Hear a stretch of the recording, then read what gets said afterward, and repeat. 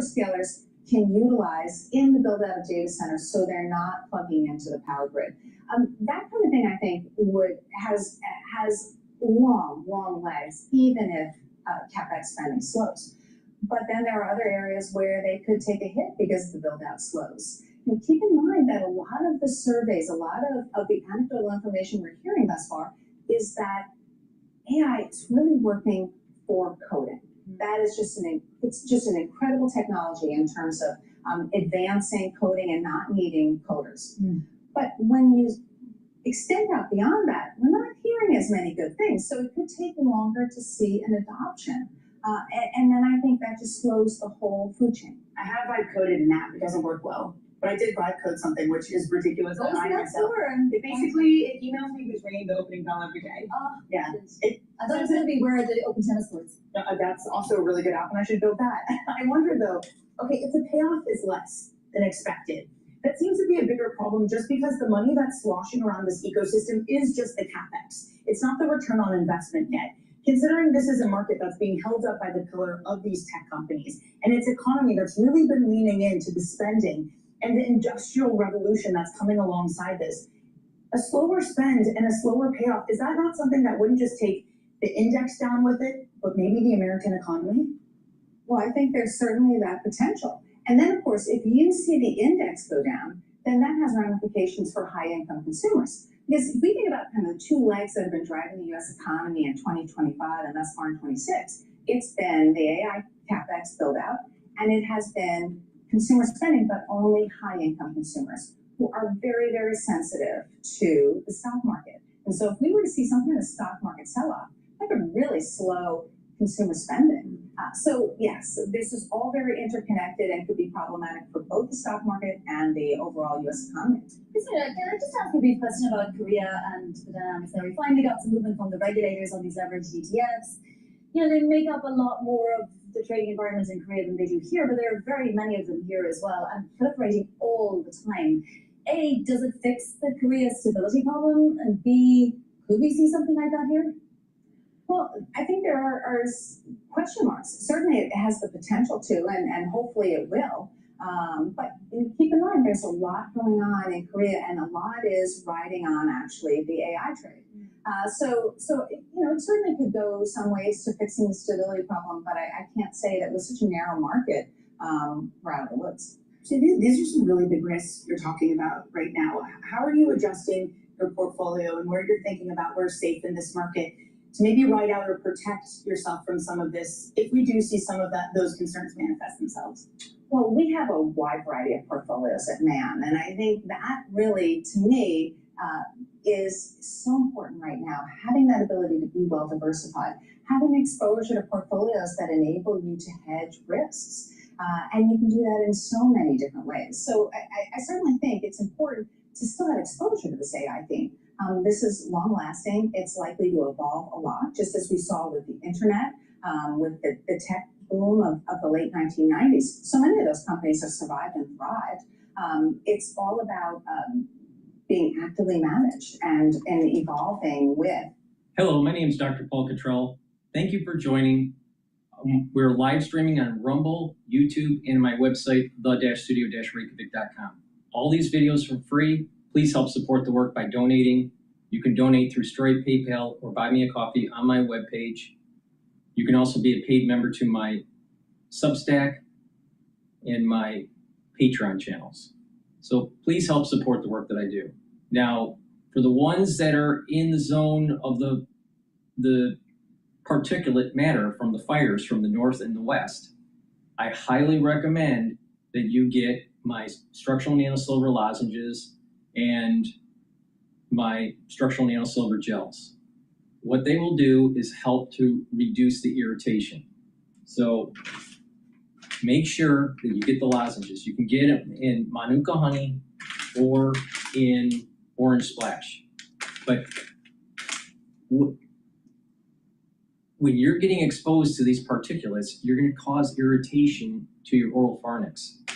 The structural nanosilver lozenges will protect the oral pharynx because it's creating secretions to protect and neutralizing anything that you may not want to be breathing in, all right? In addition, I have structural nano silver gels. I have it in a tube form, in a quick dispenser form. They're dual purpose. You can use them as a daily skincare, put them on a cut, it'll help to heal the cut quicker. During the allergy season, lightly coat your nostrils, or even the cold season, but especially during this fire season that's taking place. A lot of particulate matter will be in the air, you're gonna be breathing it in, and it's gonna cause irritation. Lightly coat your nostrils, and what it'll do is it'll capture in that particulate matter. And taking lozenges are going to create the secretions to protect your oral pharynx. That way, you're not causing irritation to your epithelial lining. Super important to pay attention to what I'm saying here. The particulate matter from the fires will cause irritation and increase the probability of an upper respiratory infection. So you need to pay attention to me. Structural nail silver lozenges help to protect the oral pharynx, and use the structural nail silver gel to lightly coat your nostrils.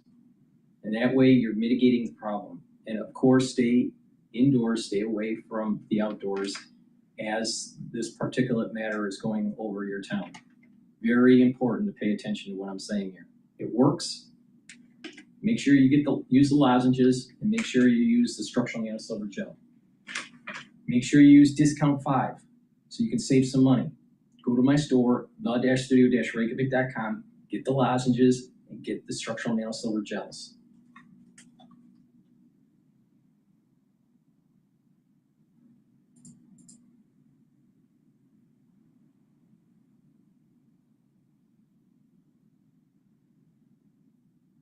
Alrighty.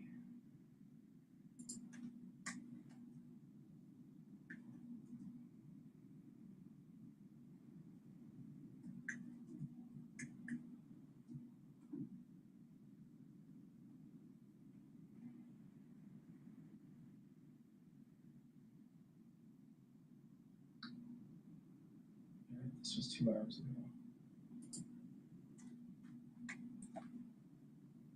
Check this out. I'm going to show you how I afforded this car. Okay, you ready? All right, $118 for car insurance. As the air quality worsens across New York City, Mayor Joe is urging New Yorkers to limit their time outdoors. We've all seen the smoky, hazy skies due to wildfires burning in Canada. Conditions are expected to worsen today. Eyewitness News reporter Phil Tate is live in Brooklyn Heights with more on this AccuWeather. Yes, Stephanie Pedro, good morning. We've been out here for a couple of hours. Brittany has mentioned that you can actually smell the smoke, but also we're dealing with a very poor air quality. Take a live look right now. We're at the Brooklyn Promenade. You can take a look at the New York City skyline, and the haze is blanketing the city this morning. Now, New York State is under an air quality advisory, and that's due to the smoke from more than 100 wildfires burning in Canada. But take a look at this video of what passengers flying out of LaGuardia saw aboard a flight. Orange, hazy skies, reducing visibility. Now today you can see the same hazy skies, visible smoke. We can even see spikes in smoke-related pollution. Fine particle pollution can cause shortness of breath, cough, and dizziness, and even fatigue. Today's air quality index is already at 162, projected to hit 200. Around 160 is in the unhealthy category. Experts say to reduce or eliminate outdoor activities with the conditions, the city has already stepped in, handing out KN95 maps at various locations and extending the heat emergency plan through today. If you get to a place with air conditioning, one of the things that's important to remember is sometimes if you don't have air conditioning, you open your windows, maybe to let a breeze in, but when the weather is not good like this, the air quality isn't good, you don't want to keep your windows open to let the adverse air quality in your home. Mayor Mamdani taking to social media, alerting New Yorkers about the poor air quality and encouraging folks who may be sensitive to the conditions, including children, people with compromised immune system, heart and lung conditions, to stay in the cool indoors. Right now, back out here live from Brooklyn, you're taking a live look at the New York City skyline, that haze covering some of the tops of those buildings. Of course, we've been here before on just hot days when we're not dealing with those issues, and you can really just see the skyline clearly. That is not the case today. The heat also will be dialing up today, so you want to make sure that you're taking just all precaution. If you're going outdoors, officials also advising us to mask up. We're live in Brooklyn Heights this morning. I'm Phil Tate, Channel 7 Eyewitness News.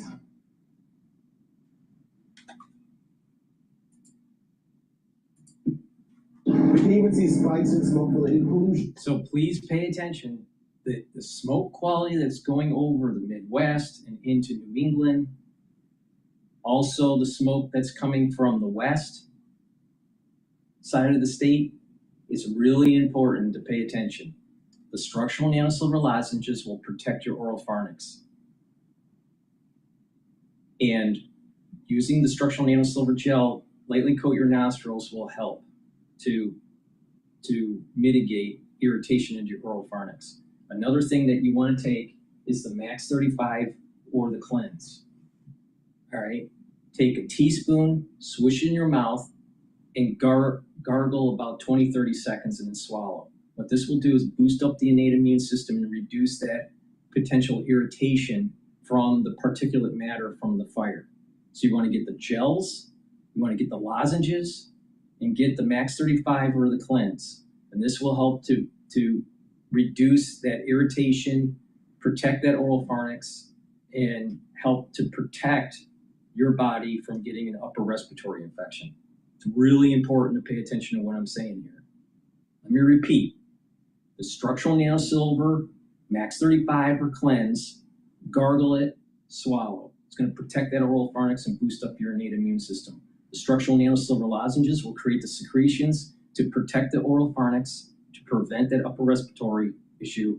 And the gel that I have, the structural nanosilver gel, either the tube form or the quick dispenser called Renew, lightly coat your nostrils while you're going through this problem, and it will help you. So please pay attention to me here. Or don't. And don't be surprised if something bad happens to you. Please go to my store, the-studio-reykjavik.com. Was approved, I think, over 5 years ago at this point. It was sort of slow to take off, but now it is a blockbuster drug for J&J, and a lot of clinics around the country have gotten more comfortable with prescribing something like this that requires patients to actually be in the clinic and be monitored for a couple of hours after getting a drug, just to make sure it's safe for them to drive home and things like that. And so it's, the expectation is that obviously the FDA will still look at all of these studies and drugs closely, but they're a lot more accepting of these kinds of medications than they once were. And the Trump administration is also quite supportive of these efforts, and they're taking some steps to loosen restrictions around the studying of psychedelic drugs. I don't mean to belittle the power of psychedelic drugs, especially in treating things like depression, but it feels somehow connected that on one hand, psychedelics are being used for medical purposes. On the other hand, medical companies are a casino now that you can bet on Couchy based on their drug outcomes. You wrote this story. What exactly is Couchy offering? Yeah, so Couchy is deepening its offerings in biotech, essentially, offering more contracts related to clinical trials and FDA decisions. So exactly what we were just talking about, the FDA deciding whether or not to approve a drug. Now it's going to offer contracts explicitly tied to that. Both Couchy and Polymarket have offered some healthcare-related contracts, but this is sort of its biggest push yet into this world. And they're working with an AI-powered platform called Applied XL that will sort of do the resolution behind the scenes and work on some of these contracts. Is there nothing that can't be turned into a product? Nothing about our, wants and desires and need for dopamine? Yeah, it seems like it. Incredible, Maddie. Great story. That is Bloomberg's Madison Muller. And coming up, Bank of America CEO Brian Moynihan says the consumer remains resilient. More on that interview next. This is Bloomberg Open Interest. Just to reiterate, because of the smoke that's coming from the Canadian fires and the west side of the country, it's really important to get the Max 35, the Cleanse, structural nanosilver lozenges, and the gels. And they will help to boost up that innate immune system and protect that oral pharynx. Super important to reduce the chances of an upper respiratory infection. Very important to pay attention. That particular matter, if causing too much irritation at the oral pharynx, will lead to further problems in the upper respiratory tract. So you want to mitigate that.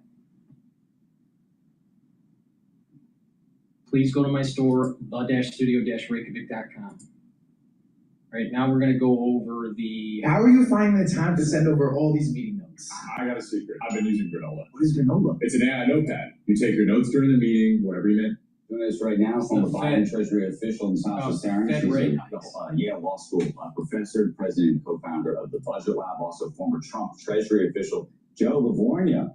He is CNBC's chief economist. What do you think about all this? So I think where we are this week is we got an inflation read that was lower than expectations, but still pretty high. We're in the mid threes.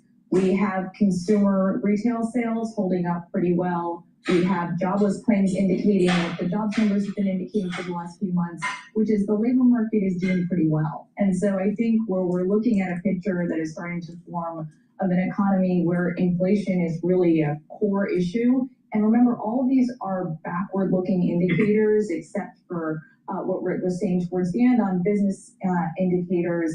And that means that we're not actually capturing a bunch of what is happening with respect to the conflict in Iran, or I suspect upward pressure on oil prices and gas prices is going to continue in the next few weeks. Joe, you agree with that? I do. I mean, the economy is booming, but there's certainly inflation pressure. This week's data was obviously excellent, as Natasha mentioned. However, given the fact we're going to have double digits, if not in the mid to high teens for CapEx and GDP, the retail sales are strong. The labor market shows no signs of weakening now. It actually appears to be firming. Claims are super low.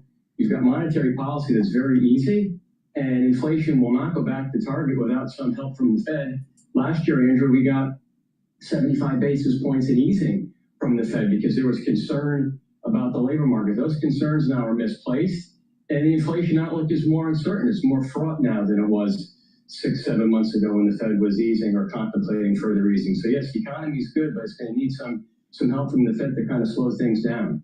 So, Joe, are you of the view the Fed is, and the new Kevin Warsh Fed is going to raise interest rates, lower interest rates? Yes, She thinks you don't even have to touch the interest rates, that there's sort of other tools with which you can use. Well, like I like Judy. I mean, but the fact is that monetary policy is a very blunt instrument, and the Fed funds rate is the primary tool to do so. The Fed is not going to be shrinking its balance sheet by selling assets, so it just leaves them the Fed funds rate.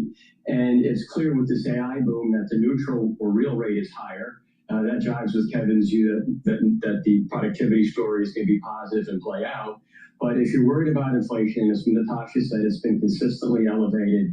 The core rates are still well above 2%. You look historically and say, okay, when in the past has inflation, when you're at trend or better trend growth, has inflation ever gone back to where you want it just magically? Chris Waller made the same point in his speech this week. So the Fed, in my view, has to hike. Kevin will hike, and it will be this year.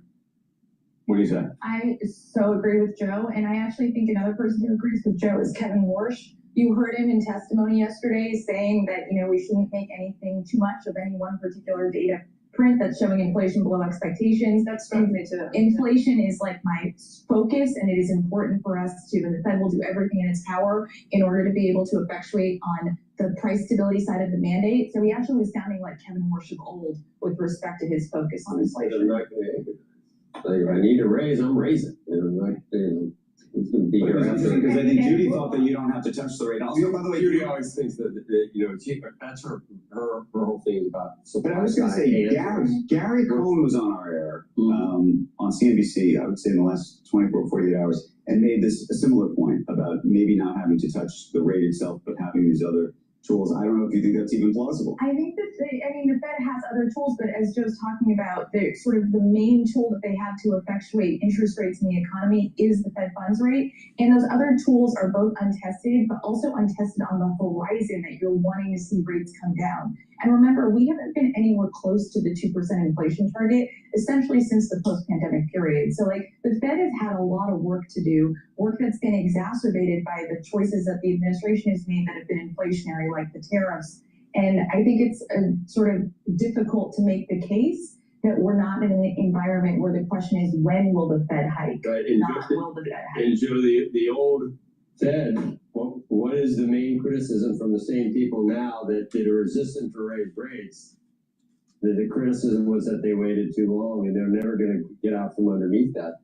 The Powell Fed for what happened. And I guarantee you, Warsh doesn't want to He was probably one of the people. He was one of the people that it was very clear that they should have done something earlier. So he's not going to be in a position where he makes the same mistake. Right. No, of course not. I mean, look, Kevin was the Fed governor from 2006 to 2011. He's been kind of an institutionalist. I don't mean that in a bad way, but kind of traditional institutionalist in his approach, and that's not going to change now that he's got the job. I mean, yes, if you have a productivity boom and you see the labor costs plunge and inflation pressures moderate, absolutely, then he could hold things and wait. And I think the board will allow him to wait a meeting or two if he believes the inflation outlook, for whatever reason, is going to meaningfully improve. But beyond hiking the Fed funds rate, I mean, Joe, can you imagine if the Fed was going to try to sell some of this $2.5 trillion in mortgages? I mean, how disruptive that would be to markets and where long rates would go. If the Kevin Warsh-led Fed, which I believe will be a very good Fed, raises rates, you actually, in the short term, you actually may get long rates to actually fall, and that may actually, President Trump may like that, because those are the rates that matter most, are those long rates. We've seen some, I've been mentioning that, and people have mentioned it to me, that sometimes when it seems like rates are headed higher, the long end, sometimes when it seems like they're not going to raise, that the long end rates go higher. When it seems like they're not, you would think that if you're going to cut rates, that rates would come down, and the opposite effect on the long end. It's like, oh, they don't have the nerve to do it. If the Fed hikes and if the inflation risk premium comes, collapses, you'll see lower break-evens and interest rates go down. Yeah.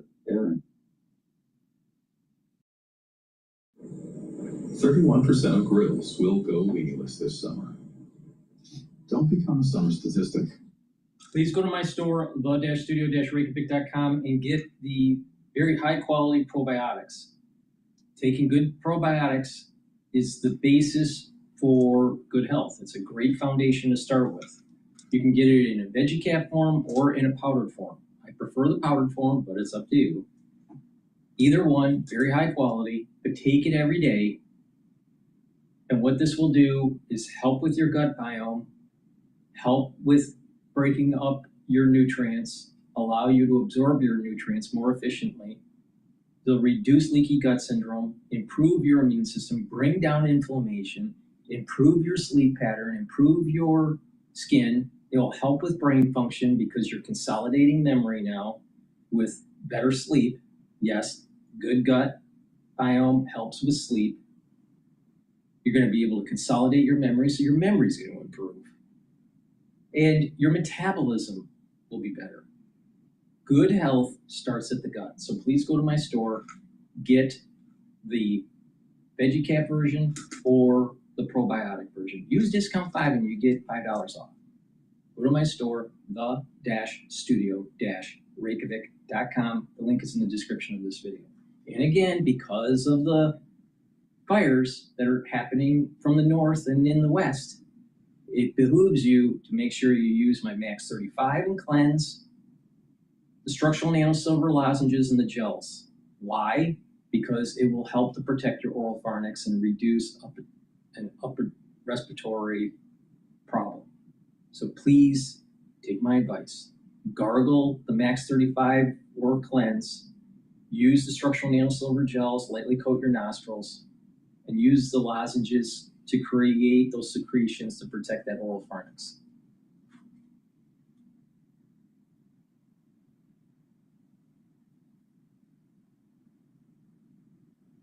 All right, let's listen into, I don't normally play the PBS NewsHour, but this is an interesting clip talking about post-literate age, why fewer Americans are reading for pleasure.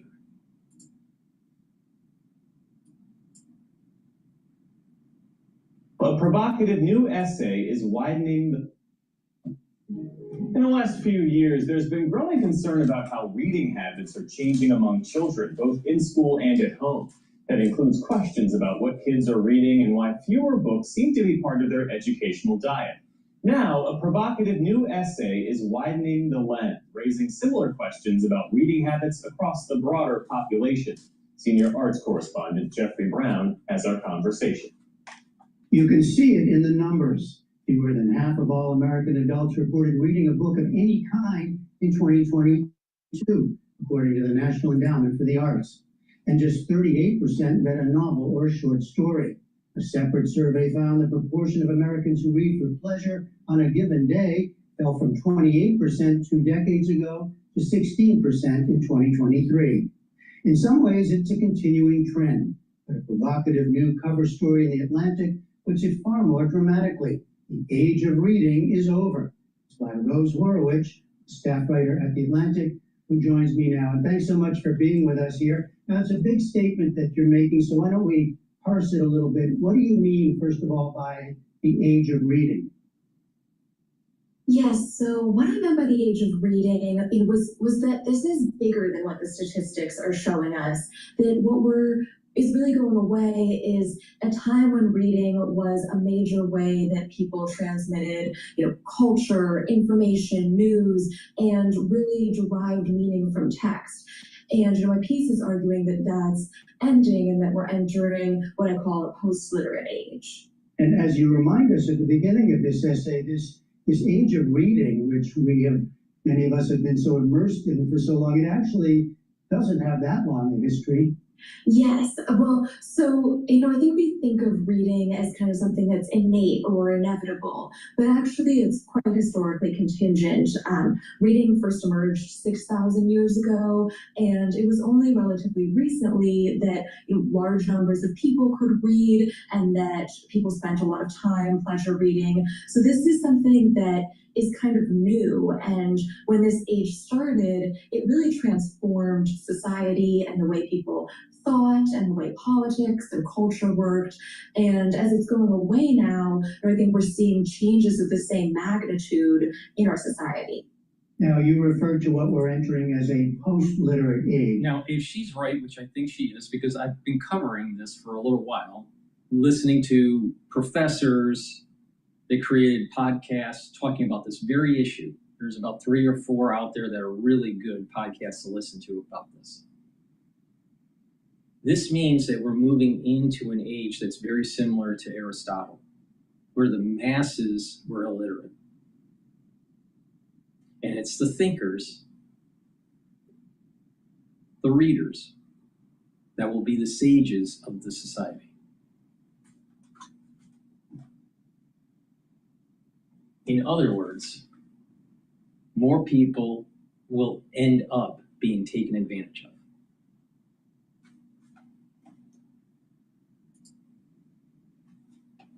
There's been plenty of discussion, of course, about social media, short videos on TikTok and elsewhere, and you're arguing that we are reading differently already. So what do you mean by a post-literate age? If we look at the statistics, people still know how to read. The literacy rate is actually historically very high. And, in many ways, we're probably reading more words than ever. If you think about the number of emails and text messages and social media posts you're reading, we're inundated with words and we're surrounded with them. But what's happening is that this kind of these number of words that we're swimming in has made it so that it's almost so difficult to focus on, any serious or complex work of literature for an extended period of time. And so this is what I mean. Because people no longer can think, no longer have the stamina to work through a complex problem, people will use that to take advantage of others. Ones that can think through complex problems, ones that do have stamina, will win in this new age.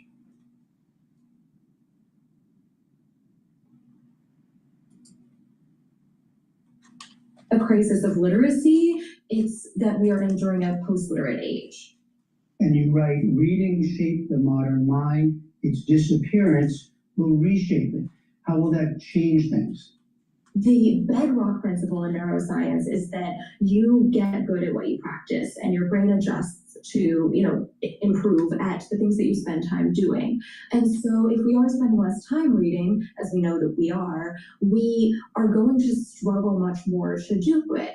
And it's not that, we're going to be unable to decode words, but we have much less background knowledge and vocabulary to aid in comprehension. We are less accustomed to persisting through something for an extended period of time.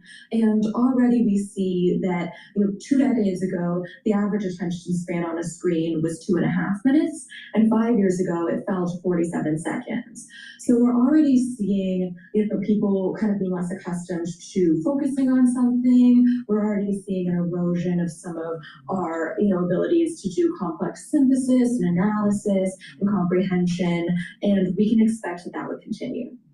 And some of these things, we have been looking at on our program, and of course have been well documented elsewhere, just the way this impacts children and the way they learn. Yes, I think for me, reporting this piece, sort of the most chilling statistic I found was that only 2% of American adults report reading to a child on any given day. And so I think, there is going to be a large cohort of youth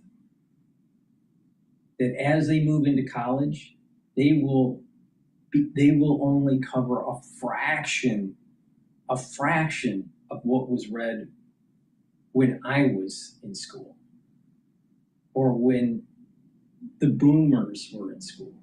Gen Xers literally are probably going to be the last generation that literally is intelligent. And everybody after is going to be, in the aggregate, just not intelligent enough to move the society forward. You can't say with a straight face that a generation that is so hooked on TikTok and can't read a book is literally going to drive the economy. People would say, well, you don't need to know the humanities or your history.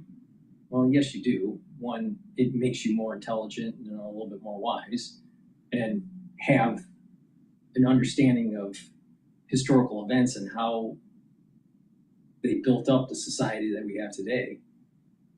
The pluses and minuses of decisions of leaders, the path of mankind, it's really important to understand. And as technology evolves and new branches of knowledge are created, there's going to be this concept of the history of things, not just history.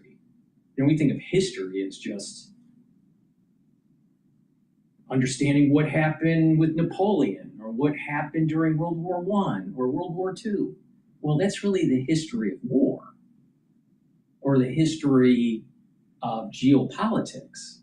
But there is such a thing as the history of medicine, the history of engineering, the history of chemistry. So you're going to have sciences, because they've evolved over time, the history of that particular discipline. And when you have people that can't read or do not have the stamina to know the history of their discipline, they probably are going to make mistakes. Some are somewhat benign, some could be catastrophic. And so when you don't have an ethical framework, if you don't have a historical context, how can you really push knowledge forward? Anyone that has done a master's thesis or a dissertation for a Ph.D. or anyone that has done any research of significance, you have to do a lit review, a literature review. What does the literature say? Where's the gaps? How is your research contributing to the body of knowledge?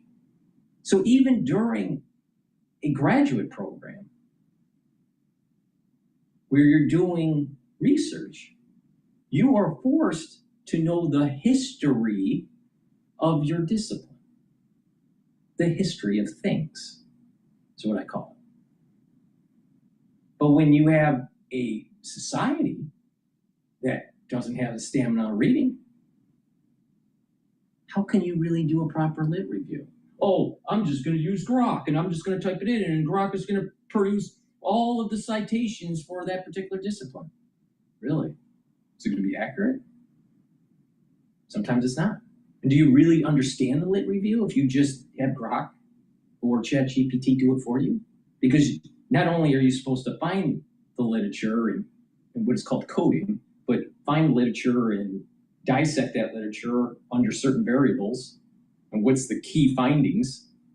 You're reading the lit review, you're understanding the lit review, you're analyzing the lit reviews in different ways, different theoretical frameworks. Such and such said this, yet these researchers found this. And you have to do the dialectic.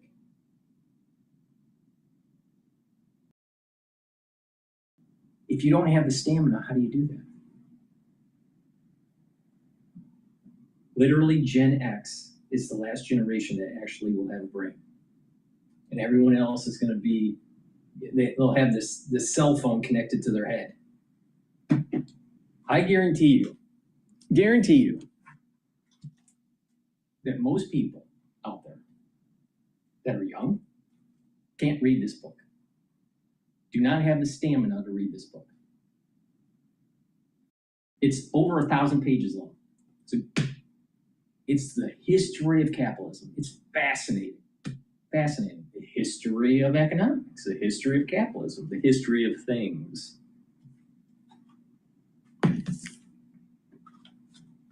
It's a big problem, big problem. So we are going to lose scholarship. And you can see this happening on X and on social media out there, even on podcasts. You are seeing a dumbing down of a society. Now, not all podcasts are like that. Some podcasts are very informative, and they're trying to hold the line in terms of scholarship.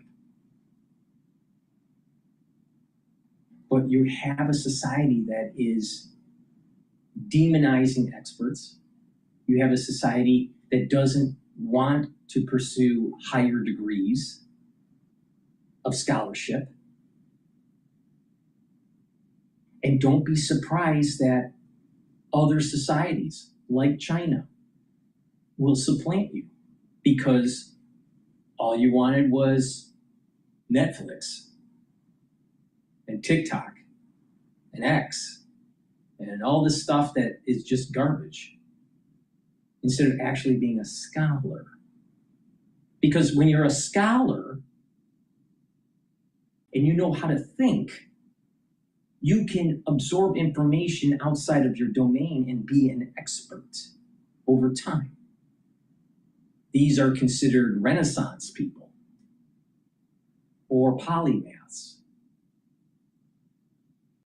But we are so pigeonholed because of this quick click type social media that we assume that scholars aren't important anymore, or that if someone is an expert in one domain, they can't be an expert in another domain. But yet, baby boomers and Gen X, many of them are experts in multiple domains because of a changing economy that we saw in the United States, where we had to reinvent ourselves. And when you reinvent yourself, don't you think that you will have expert knowledge in multiple domains? So what's happening with the quick click generation, the selfie generation, is that they don't respect scholars to the point where they want to be a scholar themselves. They don't see them as a means to elevate their own educational goals. And they're becoming so used to type in a particular question and you get an answer from OpenAI or some other LLM, and not have the discipline to actually ask, is that right? How do we know that that is true? There's no critical thinking. So, this is dangerous. So if you have small kids, get them away from the computer, get them away from the cell phones and the iPads, and get a book in front of them. Because if you don't, the compound effect of having your kid not conversant in language, in reading and writing and rhetoric, your kid is weak, intellectually weak. And weak kids will be taken advantage of.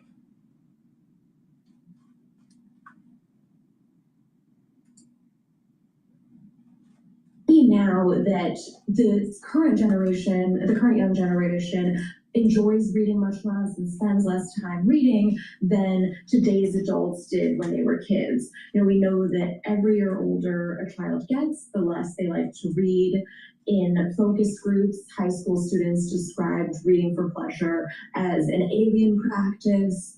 And something else that we know is that schools are assigning fewer and fewer books throughout middle and high school. In a survey last year, teachers in middle and high school reported assigning between 0 and 4 books a year, and 80% of elementary school teachers in a separate survey said that students receive a digital device by the time they enter kindergarten. So we're seeing that schools are And this means not only will they be below their reading level that they should be compared to previous generations, but they will also be lower in their skills in terms of writing. Writing is a complex thing. Now, there's a big difference between, I'm going to go off on a tangent here, but there's a big difference between electrical engineering and coders. Now, some people go, well, computer science where you're making kernels and you're making software and you're making operating systems. Well, wait a minute here. Most schools will put the computer science department in the liberal arts department. Why? Because it's the structure to create something that is textual. There's a textual construct to it. If this, do this, it's very logical. It's telling a story. It's telling a logical narrative. It has routines in it, but writing code is a form of writing. Just like writing a paper, a regular paper talking about Caesar, the life of Caesar, or the history of the Roman Empire.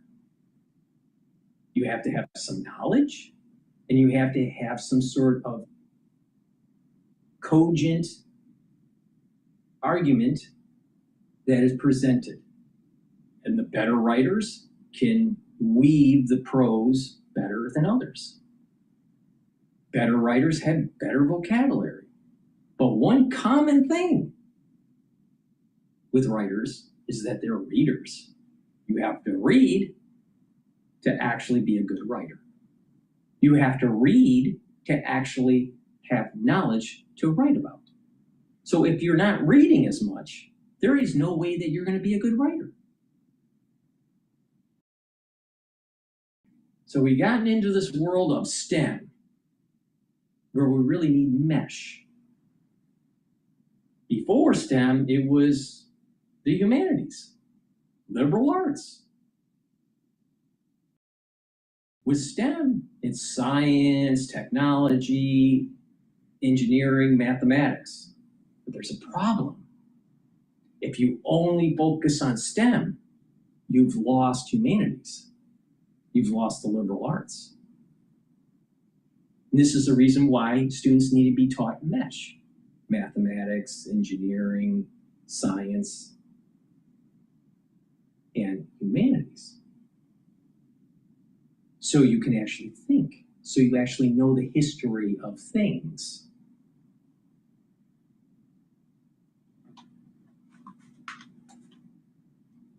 It's a big problem that's going to be happening here. And so if you're Gen X or baby boomers, young baby boomer, who's going to pay for your retirement? Who's going to actually support the retirement of these two groups? Oh, the people that are younger than Gen X. Now, if the people that are younger than Gen X are reading less, and the ones that are going into college now are not that bright in terms of actual skill sets measured by the metric, how well do you read? What's your reading endurance or stamina? And how well do you write? Do you think that we're going to have a society that is going to be able to actually support our Social Security? Because the ones that are in college right now, or the ones going into college, fast forward 20 years, they're in the job market. They have decent incomes, supposedly. And the Gen Xers would be, at that time, 70 years old. And the ones that are 65, you're going to be 85 if you're a boomer. You really want to bet your retirement on people that don't know how to read? Do you really want to bet your retirement on people that don't know how to write? But that's what's happening.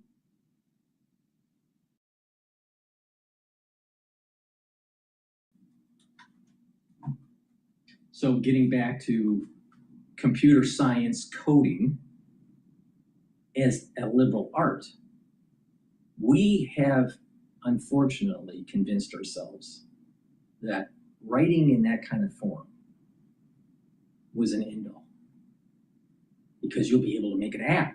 Maybe you could sell it on Apple's store and be a millionaire. Instead of actually having the skill sets to be more like Cicero. I'd much rather talk to someone that's like Cicero than talk to someone like Zuckerberg. Because Zuckerberg's a dipshit.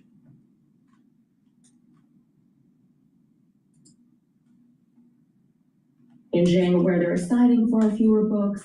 And so I think that we can expect that this trend that we're seeing will only accelerate in the years to come. So one thing you write about in the piece is the way that the changes in thinking, the changes in reading impacts who has influence in our culture. Exactly. It's gone away from some of the traditional, perhaps, sources as writers to... Exactly. Now, I have not read her article. This is the second video I've seen of her being interviewed. But I suspect that what she's going to say is readers that are declining, because readers are declining, the influence of writers are declining. And the intellectuals, the part of the intelligentsia, communicate to the audience through oratory and writing. So if you have a group of people that don't know what you're talking about when you have a podcast or you're being interviewed at a conference, and people aren't writing as much and people aren't reading as much, then the intelligentsia won't be able to communicate to the masses. So what happens is that it keeps on getting dumber and dumber and dumber and dumber. But the ones that are transnational capitalists, they're going to look at this and they're going to say, how can I take advantage of a group of people that can't think? How can I take advantage? And this is what's happening with Anthropic. This is what's happening with Sam Altman with OpenAI. They are betting that a large part of society will not be thinking deep enough to actually see their con. They want to charge you to think through tokens. Think about that for a second. We're born with a brain. And if we cultivate that brain, we'll be able to think. It doesn't cost much. Maybe the energy that you receive from a tuna sandwich. But thinking doesn't cost much. It's the energy that you absorb through eating. And you cultivate that brain. That's your cost. Now, some people cultivate it through formal education. Some people cultivate it through informal education. The formal way is a little bit more expensive than the informal way. But the point is that you're cultivating it. But now what you have is a group of people that's growing that hasn't cultivated the brain. And Sam Altman and Anthropic and some of these other AI companies are saying, don't worry, all you got to do is type it in or speak it, and the AI will think for you.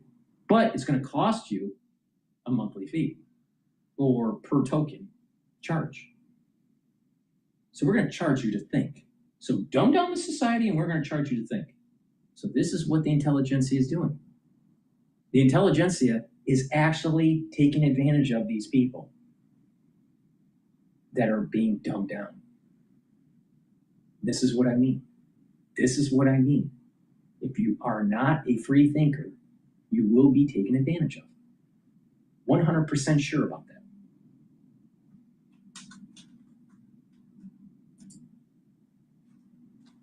Influencers and others.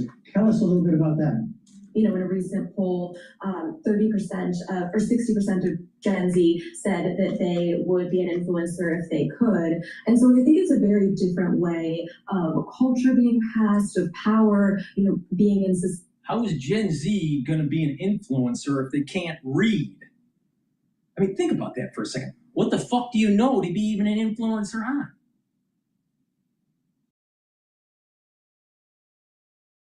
I mean, you kind of need to know something to have a podcast. There's the problem. It's AI slop.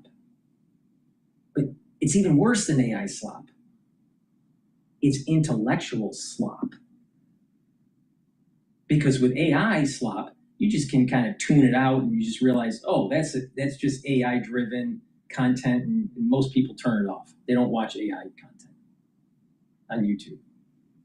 Especially like documentaries about history. It's garbage. And people know it's AI slop. But intellectual slop is a little bit more pernicious. Ooh, fancy word, pernicious. What does that mean, Dr. Paul Cottrell? Pernicious. Seems magical. Well, if you have a group of people that are slowly being dumbed down, there are side effects that will be negative to society.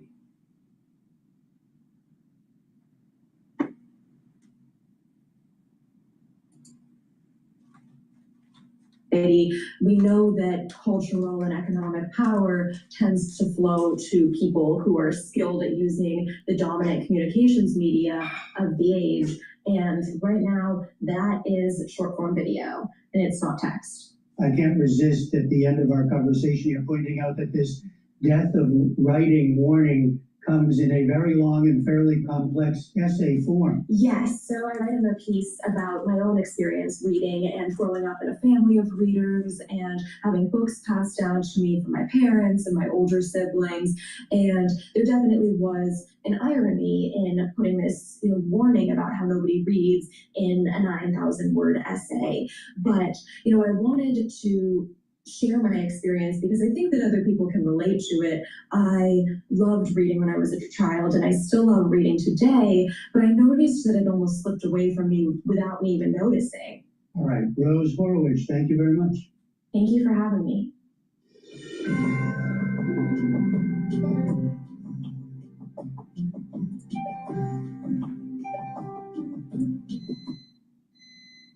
All right, let's listen to the local news about the air quality in New York. Now, just a reminder, there's a fire that's happening in Canada, but there's also a fire on the west coast of the United States. So people are being exposed to particulate matter, especially in the Midwest and New England, and just south of New England. So like New York, even all the way going to Washington, DC. Pay attention to me. That particulate matter that's in the air when you're breathing it will cause irritation and cause a problem with your oral pharynx. You want to use the Max 35 or cleanse, gargle about 20-30 seconds and swallow it to protect that oral pharynx. In addition, use the structural nail silver lozenges on my store to create the secretions to protect the oral pharynx, and use the structural nail silver gels that I have and lightly coat your nostrils. When you do that, you're helping your innate immune system and you're reducing the probability of having problems with your upper respiratory system. This is very important. And this is also an example of knowing things to try to help people. All right, let's listen in. Heat and humidity wasn't enough. Canadian wildfires now, as the city and a chunk of the tri-state area dealing with unhealthy air quality. You can see it, you can feel it a little bit, yeah. Smell it. Robert Moses is live at Long Island City, Queens with the very latest. Robert, what are you seeing out there? Dan, Rosanna, the smoke from distant fires, not so distant this morning as we have watched the skyline here. The smoke has become more and more apparent, the poor air quality quite evident. If you are in one of those sensitive groups that Mike mentioned, you're being urged today to take certain precautions. Let's take a look at the air quality index chart, because right now we are hovering right around an AQI of about 110. That's the orange range, which means unhealthy for sensitive groups. So they could feel effects. The general public less likely to feel those effects. The culprit, more than 100 wildfires burning in Canada.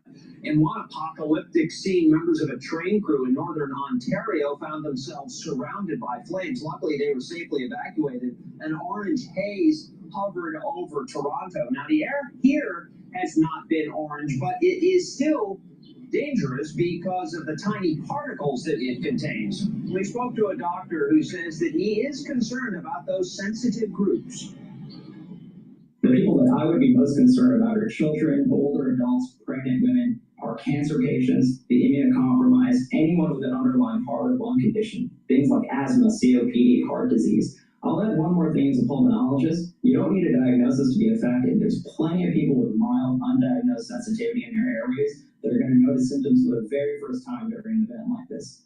You're going to feel things like coughing, wheezing, shortness of breath, chest tightness, chest pain. Some people might even feel lightheadedness or unusual fatigue. If these symptoms are mild, just get indoors. That's the safest space you can be. Use a rescue inhaler if you happen to need one. Call your doctor if things not only are asthmatic problem, it could exacerbate asthmatic problems and pulmonary problems, cardiac problems, but also it could do damage and irritation to the oral pharynx that causes further upper respiratory infection that could lead to further problems with pulmonary system. This is the reason why I keep on saying, use the structural nail silver gel, lightly coat your nostrils, gargle with the Max 35 or cleanse, and use the lozenges, the structural nail silver lozenges, to protect that oral pharynx. Super important. But also stay indoors. And don't run your air conditioner. If your air conditioner has a system where it's bringing in air from the inside, from the outside into the inside, depends on what kind of air conditioner you have. Some people have a kind of like a standalone room air conditioner that is just electric. That's fine. But if you have a system that is from outside and it's like central air, you may have problem. Depends on how the whole circulation is taking place for your HVAC system. So be aware of that. Maybe it's just better to just have a fan indoors to just mitigate the problem. But this could cause severe issues if people already have a predisposition. And there are many people that have predispositions because of poor lifestyle, because of age, or even issues that are lingering from the crisis that we had in 2020. So it behooves you to listen to me.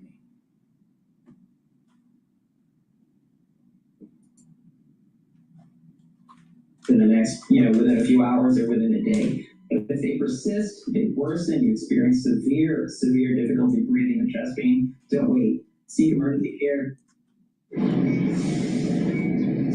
And as you heard the doctor say, the best course of action today is to spend as much time inside as possible. That's probably good advice anyway on a day like today. It's going to eclipse 90 degrees.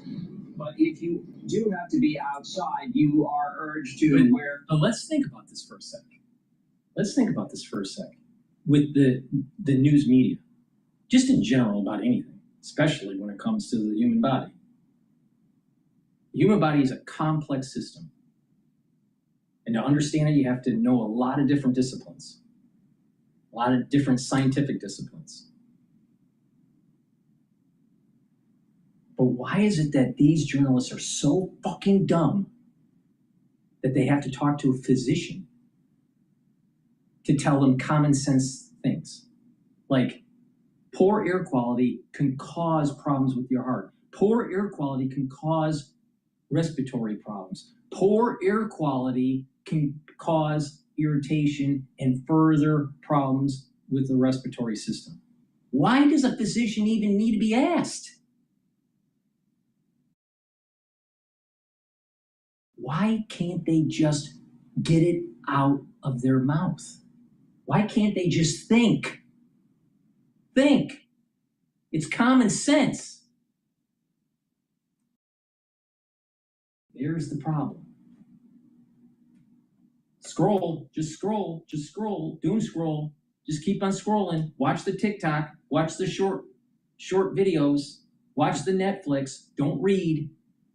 And now we have even the ones that inform the society through the news. This is local news. They're so fucking stupid that they can't literally tell you commonsensical things. Well, we're going to interview Dr. Such and Such to tell you about common sense. What? Don't fall in the trap of silo thinking. If you want to be a true thinker, break the silos. Break the silos. And guess what? You're going to be better off in your life. So this clown, if he's so stupid that he can't tell the American public, or at least the New Yorkers, common sense about the air quality and how it could affect the body, why does he even talk on a local news channel? Because the previous video we were talking about is being able to think, being able to write, being able to have an oratory skill set, be able to read. Because those skills create a knowledge person. A person that can take disparate information, synthesize it, and actually speak.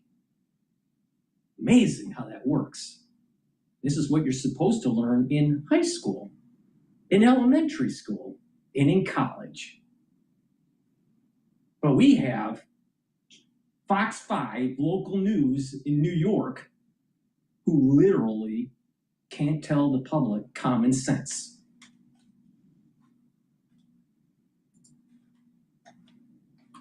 mask, especially if you're in one of those sensitive groups. And to that end, the city is offering free masks. You can visit on.nyc.gov/free mask, on.nyc.gov/free mask to find a distribution center near you to pick up one of those free masks. Max 35 gargle, 20 seconds. It's going to help protect the oral pharynx. Structural nanosiliver gel, lightly coat your nostrils. It'll help to block those particulates as you're breathing. And the lozenges to create the secretions that you need to help to protect that oral pharynx and the epithelial cells. They'll go a long way. But we can't find anyone on the internet that actually has a brain. Now, what do they say? Go to your local government official to get a N95 mask. What about staying indoors? Stay indoors for a couple days and let this thing blow over. And oh, by the way, don't run your air conditioner or your HVAC system if you're getting inputs from outside. So I have to say that most people we've seen this morning have been out and about with no mask. We have seen a couple of them. So do take precautions if you are in one of those sensitive groups. Live in Long Island City, Rosanna and Dan, back to you. All right, good advice, Robert. Thank you very much. Good advice, Robert. What? Ones that are in sensitive groups that have already pre-existing conditions, they're worse off in these kinds of environments. But everybody, even if you're healthy, can get issues, especially if you get enough oral pharynx irritation. It adds to the probability of an upper respiratory infection. Because what happens is that once that mucosal barrier is disrupted and you get this pro-inflammatory response, and those cells aren't as robust and the connection of the cells are weaker or tear, then it's easier to get problems and your innate immune system starts to go down. And that's even if you don't have a pre-existing condition. You know, these people, I'm so saddened on the stupidity of news, especially local news, and how generic the physicians answer the question.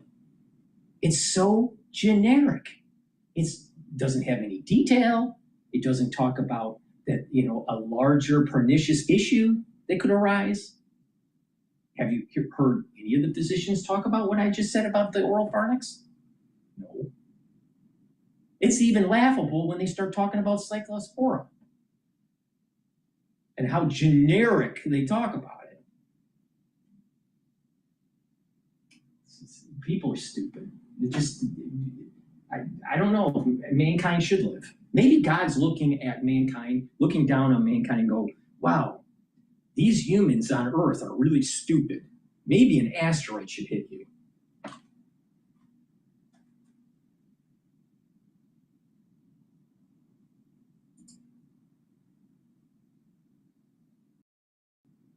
All right, let's talk about another stupid thing that's happening in New York. But before we do, please go to my store, the-studio-reykjavik.com, and help support capitalism and help support your health.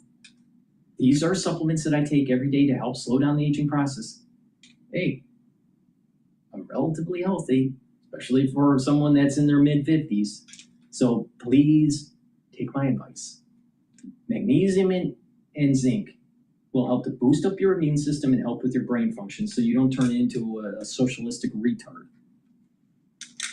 And vitamin C and magnesium. Vitamin C and magnesium helps with your skin. It will cross-link with collagen if you drink the filtered water. The water and the vitamin C and the collagen will cross-link and improve your dermal layer. So vitamin C will help with your skin. Vitamin C and magnesium will help to boost up your immune system and help with your brain function. Many people in the United States don't take enough magnesium to help with brain function. So please take my advice and take the magnesium and zinc and the vitamin C and magnesium. You can stack them together. You can take them separately, but I recommend you to stack them together. All right, let's listen to Mandani. But go to my store, the-studio-reykjavik.com.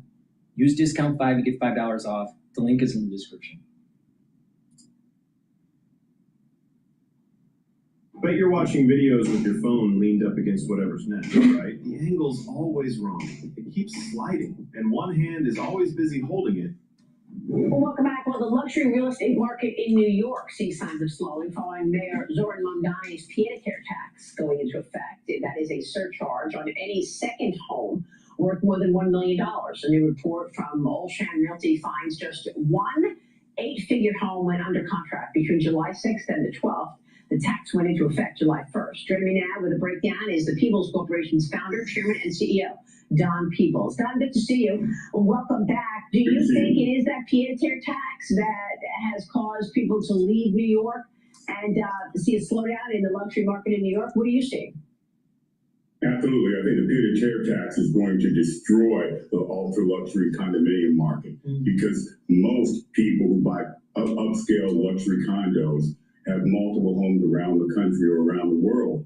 And now the threat of additional taxes and a potential wealth tax, people are staying away from New York. And of course, you've had a major exodus, over 210,000 net migration out of New York City in the last 4 years, which, for example, public school enrollment's down 120,000 students within that same time period. So what's happening is people are fleeing to more business-friendly, better tax environments, and also higher quality of life. And that's why I say Florida is prospering, for example. It's a big beneficiary of what's happening in New York. And now they're going to run more and more people out of New York City. Yeah, and it's Florida, it's Texas, those states with no state income tax are really benefiting from this. Don, a report from the Citizen Budget Commission found that New York's share of millionaires dropped to 8.7% from 12.7% over 12 years. Beginning in 2010, that was the largest decline of millionaires in any state.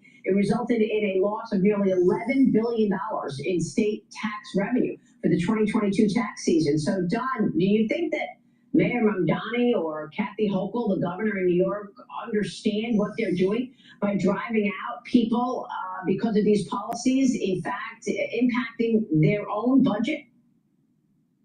Yeah, I think they actually do understand it. They're just not well intended. Yeah. The idea here is they want to use political rhetoric to attack wealthy people who are overly productive, people who are making the city better. They're attacking, like Ken Griffin, who has spent billions of dollars in New York City and given away $600 million to $1 billion in philanthropic investments. And they're running people like him out because they are anti-wealth. And so they don't care if the consequences are a deficient budget. They think they can tax their way out of it. And what they're going to learn is that that's not going to work because wealthy businesses and wealthy people are mobile, and others, and with technology and AI, they don't have to be in New York City. And Florida and other places are pursuing them with a pro-business attitude, a pro-business environment where they're wanted, and people generally go where they're wanted. Yeah, that is exactly right. And we are seeing money move. I always say money is mobile. Don, many of these high tax policies in blue states causing those wealthy residents to go to lower tax states like Florida, like Texas, like you just said. What are you seeing in Florida? An analysis from the Tax Foundation shows Texas gained the most tax filers between 2022 and 23. Over 56,000 moved to Texas, while California actually saw the biggest decline with more than 100,000 tax filers leaving California. Don, what are you seeing there in Florida?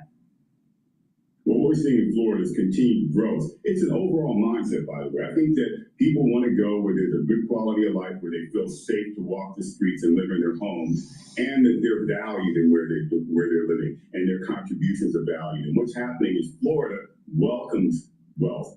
Florida welcomes entrepreneurs and businesses. It's becoming the state of dreams. New York City was the city of optimism, the city of dreams, where you could aspire to do great things or make tremendous amounts of money and create wealth for yourself and your family. It is no more that city.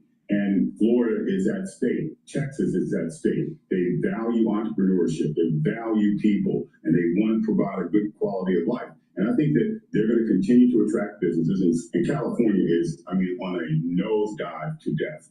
And unless they change structurally and fundamentally, I think California is in for a tremendous day of reckoning. Yeah, and New York too. I mean, what a sad situation that it was the city of dreams and it no longer is. Florida is the state of dreams. Look, Mamdani is facing renewed criticism over his controversial rent freeze policy as well. That's the rent freeze on 1 year rent stabilized leases. And analysis from the corporate group found that Manhattan's median rent last month hit nearly $5,300, or $4,300 in Brooklyn. Don, what about the rent? People want to sell their home, get out of those tax pressures that Mamdani is putting on them, but if they rent, prices are elevated there as well. Oh, absolutely, because it's so difficult to do business in New York City today. As a developer, it's difficult, and so that artificially constrains supply. The mindset of trying to tax the reducing volume of people and trying to tax businesses who are fleeing doesn't make any sense. What they need to be doing is trying to create greater wealth, to provide greater opportunities for their citizens and attract entrepreneurs to come there and build their businesses and to provide an environment of optimism. And the reality is that their policies are failing. We need to look, for example, I mean, there's a tremendous deficit in terms of access to capital. There's $83 trillion invested in venture capital and private equity. The biggest investors are public employee pension systems like New York State Common, New York City Common, CalPERS, CalSTRS. And yet, those investors put less than 1.3% into firms run and owned by women and people of color combined, but yet these Democrats are lecturing us on how we have to social engineer our education system, yet they're not providing access to economic opportunities to the citizens that they proclaim to serve. Right. Well, look, there are so many implications to this. Not only are we seeing rich people flee places like New York and California, but it's impacting the budget and Mamdani's ability to actually pay for the services that those high earners pay taxes for. I'm talking about garbage collection. I'm talking about just the management of the city. What do you think happens here? How is this going to play out for New York? Well, I think if you look at, history repeats itself. If you look at what happened to New York City under Mayor Lindsay in the 1970s, when there was all these strikes, garbage collection, and so forth, and the city became unlivable.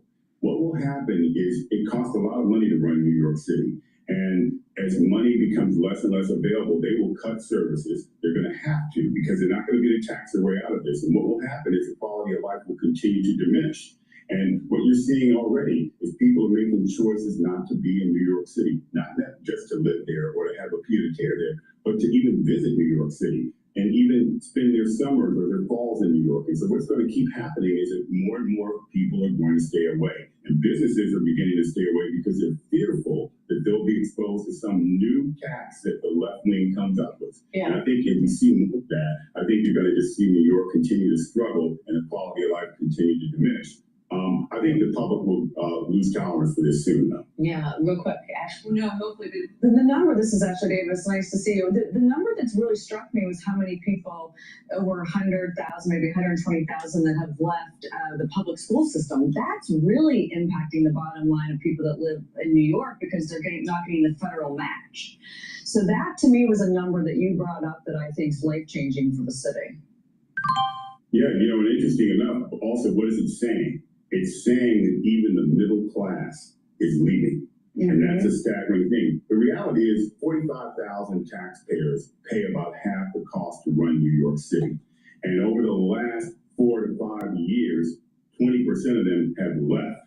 So if you start looking at that, that's already a 10% budget deficit that they're looking to fill. And that's why you see the pied-à-terre taxes and more taxes are coming. But ultimately, they're not even going to be able to run the public school system because it already poorly performs. And what's going to happen now is 120,000 less students, but there's less resources. And it'll continue this nosedive. It's a perpetuating nosedive. All right, we will leave it there and keep watching. Don, always great to get your perspective. Thank you.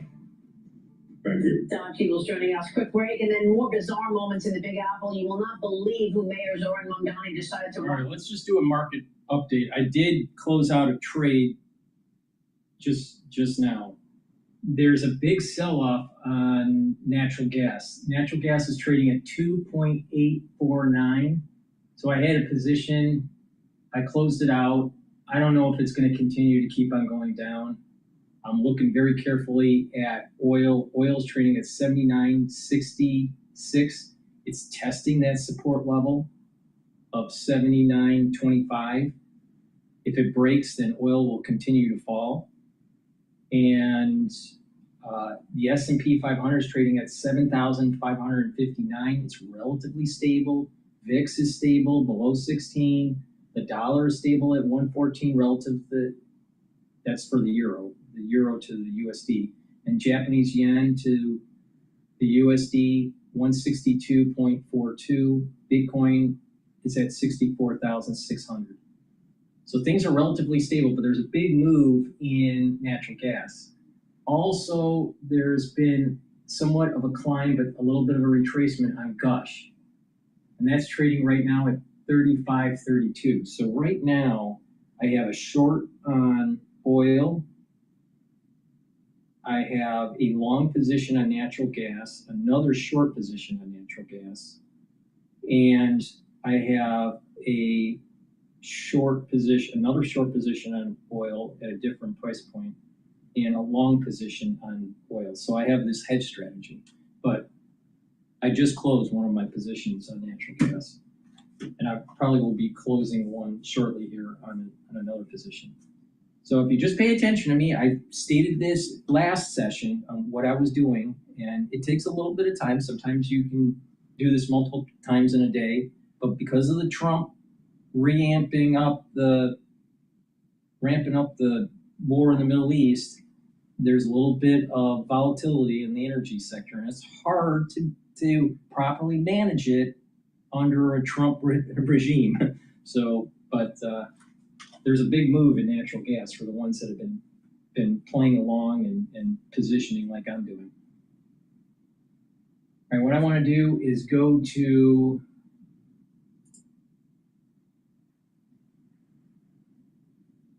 let's listen into CNN about FBI orders White House officials to surrender phones after internal leak. If your fridge has any smell at all, you're breathing in bacteria and mold spores. Baking soda can't stop it. This is what's actually growing in there. My neighbor Carol works as a food safety manager for a restaurant chain. Last month, she opened my fridge and didn't say anything for about 5 seconds. Then she pointed at the box of baking soda on my shelf and said, "You know that stopped working 4 days after you put it in, right?" I didn't believe her. She said, "We've never used baking soda. It absorbs odor until it's full. Takes about 4 days. After that, it's furniture." Meanwhile, the bacteria and mold growing in the hidden parts of your fridge keep spreading. She pointed at my charcoal bag. Same thing. Same trick. Same 4-day. Exclusive CNN reporting tonight on the investigation into leaks about security shortcomings of the new Air Force One. Last week, you'll remember, the president flew the old plane instead of the new one when he left the NATO summit. The White House claims it was so that U.S. service members could tour the new one.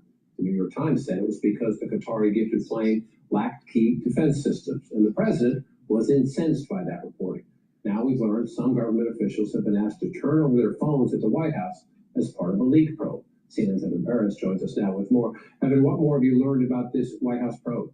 Yeah, this is an extraordinary scene at the White House last Friday where Kash Patel, the FBI director, and Susie Wiles, the chief of staff, essentially helped orchestrate what was hours-long numbers of people from the White House, people who may have known about the president's trip, were brought in, their devices were taken from them in some cases, and they were being questioned by FBI agents because of this leak hunt. The FBI, of course, is trying to figure out who in the government could have possibly leaked this information to the media.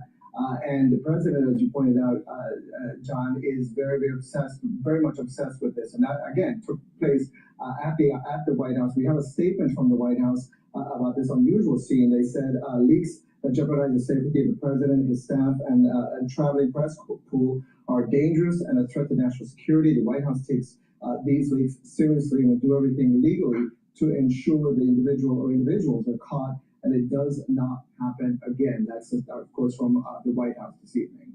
And we know the president was furious about this reporting, the disclosures.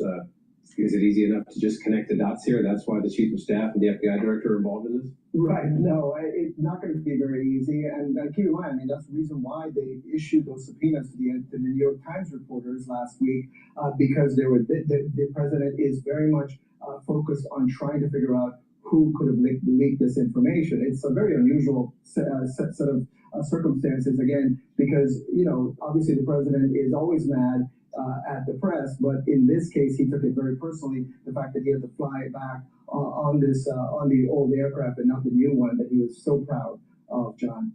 And the reporting by you and your colleagues on this has the FBI director not only involved, but going to the White House and setting up shop for a while.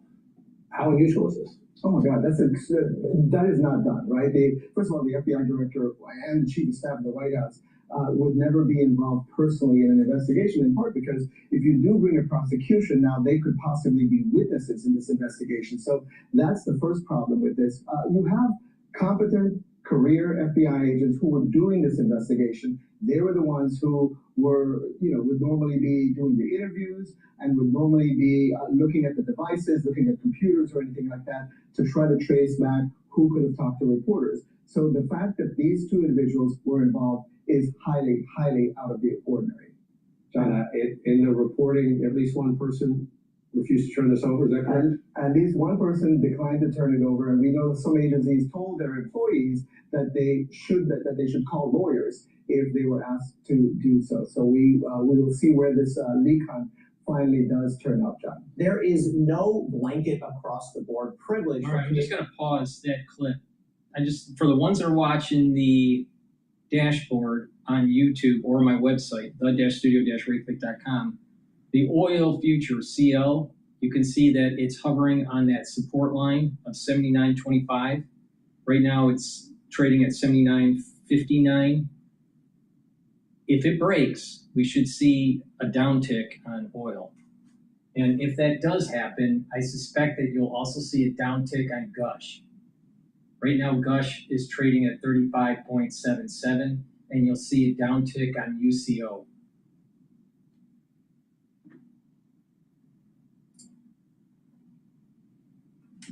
Between reporters and their sources. And we know that because that direct question was raised a long time ago in 1972 to the U.S. Supreme Court, which ruled back then, 5-4, there is no privilege for those communications the way there would be, for example, between an attorney and a client, or in some instances, a doctor and a patient. That said, it is not open season for DOJ and the FBI to subpoena reporters. There are cases, and there's DOJ's own internal guidance that says that kind of subpoena should be an extraordinary measure. That's a quote, used as a quote, last resort, only if necessary for an urgent national security measure. And so I would expect this case with the New York Times to go to court, and I think they're going to litigate whether those criteria have been met. The person who brought this whole thing to everyone's attention was Donald Trump.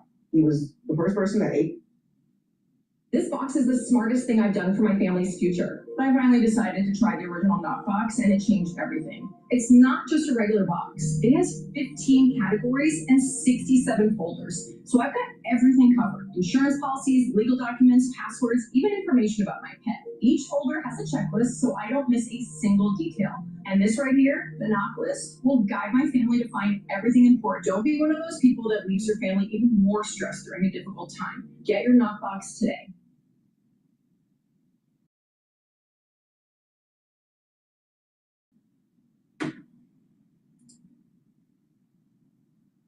Why are you still using bots for your meetings? How else am I going to remember what happened? Just use granola. Okay, what's granola? With granola, you get all the benefits of an... Donald Trump. He was the first person at 8:42 a.m. on July 8th to send out a Truth Social post that says, for old time's sake, I will be taking the old Air Force One from Turkey to Mildenhall, and he says the new Air Force One is going to go ahead. So he touched off this whole thing. Right. Listen, I am really big on press freedom. I do not like this crackdown where they have people going to reporters' houses in particular. I'm really nervous about this idea of Kash Patel sitting in the White House collecting phones for the administration because they're embarrassed. This is not the first administration to do this. And it really worries me from a press freedom perspective as to what presidents will do in order to crack down on leakers. It's a real problem. It is a press problem that is bigger than any one administration. Trump is doing a bad thing now, but he's not the first, and we need to deal with the fact that the president cannot pressure reporters to give up sources. Full stop. Yeah. The Times has asked, by the way, just now tonight, to let's get this straight. The safety of everyone on the plane was at risk because of a leak from a reporter. And they can't find out, the government can't find out, according to him, that the government shouldn't find out who that leaker was. We're talking about a national security incident here. See, maybe these journalists need to actually start thinking about, should they publish this or not? Especially if it's a national security issue, where everyone on the plane was at risk now.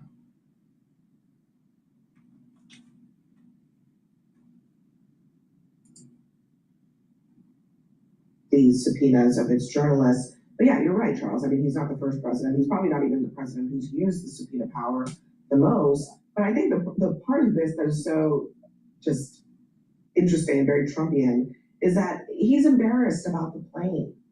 He rushed a $400 million retrofit of a plane, and it wasn't ready for prime time, and now he's embarrassed. That's what this is about. He's not only embarrassed, I mean, the plane was never going to be secure enough and to allow the time that it would need to retrofit it completely. I mean, the comm system that goes into Air Force One, the evasion systems that it has on board, that's just not going to be possible to install. And so the president, while he was really proud about touting this plane, he totally was embarrassed. And that's why he's cracking down and trying to figure out the leaks of where this all came from. But the reality is that there's so many people that are involved in what it takes to have Air Force One take off, from the advanced staff on the ground to people in the White House. In the final analysis, a reporter did something they shouldn't have done.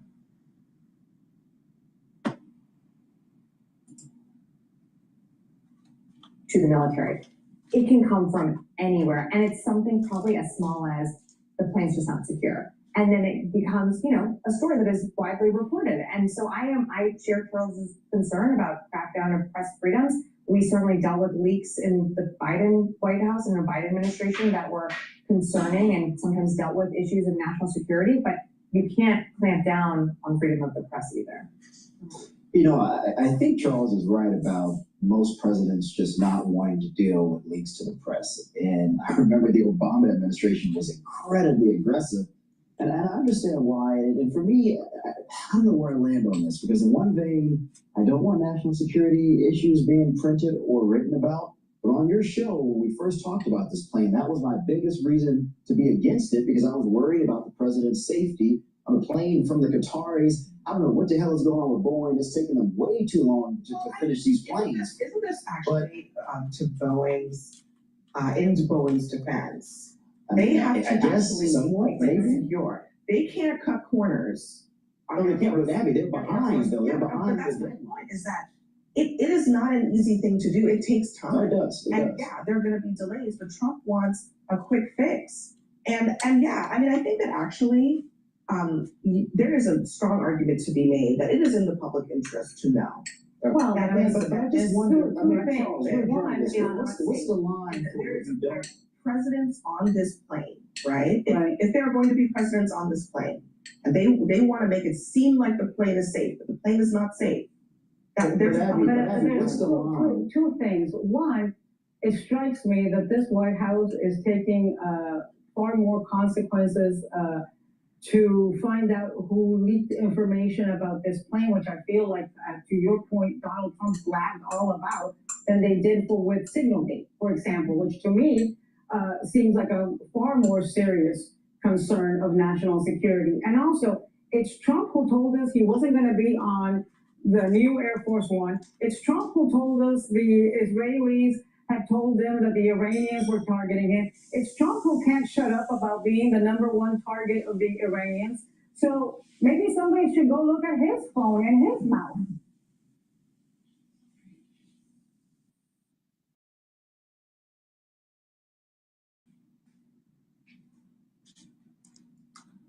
I want to get on to international affairs now, because Donald Trump has warned of a major escalation in the conflict with Iran, threatening to wipe out Iran's Revolutionary Guard. Here's the latest.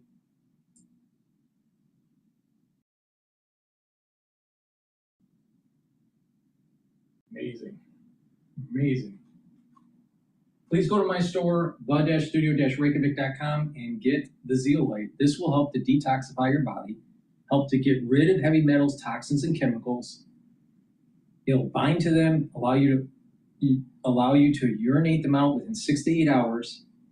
And by detoxifying your body, you're helping your immune system and your endocrine system and your other organ systems. Really important.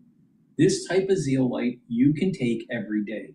Take 3 small drops underneath your tongue, drink the filtered water, and voila, you're detoxifying your body. Also, clean your environment. Make sure that the cleaning supplies and the paints and the chemicals, the pesticides that you may have in your home, if you have to have them, make sure they're in a double layered container to reduce degassing. Because if you don't, what happens is you're breathing those in small concentrations all day long. So make sure you clean your environment and detoxify your body. Please go to my store and get the zeolite. I also have a great stack here that will help to slow down the aging process. Ashwagandha root controls cortisol levels and brings down your blood glucose levels. So you're helping your immune system and your cardiovascular system. Turmeric will help to bring down inflammation, soak up free radicals. And lignans also soaks up free radicals, brings down inflammation, helps the endocrine system and your immune system. When you stack these together, what's going to happen is you're reducing plaque formation, so you're helping your cardiovascular system, you're bringing down inflammation and soaking up free radicals so the neurons are healthier, so your brain function is going to be better. If you have chronic inflammation at the brain level, you get amyloidosis and early onset of dementia. In addition, by taking this, you will recover quicker after a workout. And taking this stack, you're going to help your immune system and your endocrine system. And so what will happen is you're going to have more energy and you're going to be slowing down the aging process. And by doing this regularly, by doing this every day, you're going to have that compound effect where as you're aging, you're reducing the methylation of your genes. When you do that, you are slowing down the epigenetic change of your genetic profile because of aging. You want to slow that down. You want to slow down the aging process. You want to slow down the methylation process. And when you do that, you will have a higher concentration of youthful gene expression. Therefore, your methylation will be less. Your epigenetics, when you take a look at them, if you do a test, will show that you're younger. In addition, your system, your different organ systems and the tissues will have cells that are repopulating in the tissue for tissues that can regenerate, where the telomere lengths will be longer. So your telomere length age will be youthful, and your methylation age will be youthful by just doing this stack. Now, if you follow what I do, and I take this plus some other stuff, you're radically slowing down and taking in all the ingredients that you need to slow down that aging process. And it's a holistic approach. So it's the proper supplementation, the proper stack, proper sleep, eating properly, drinking filtered water, staying away from sugary foods and processed foods, stretching, balancing exercises to activate that cerebellum, doing resistance training and some cardio. You want to be heavier on the resistance training. When you do all of these things, you're slowing down the aging process and helping yourself to just have more vitality, let alone longevity. And it's a very simple concept. Bring down inflammation, soak up free radicals, boost up energy levels. So please go to my store, the-studio-reykjavik.com, and get the lignans, the turmeric, and the ashwagandha root. You can take them separately, but I highly recommend that you take them together. And what will happen over time is that you'll be methylating your genes less, and you are going to have tissues that will have longer telomere lengths because of regeneration of the tissue. Please go to my store, the-studio-reykjavik.com.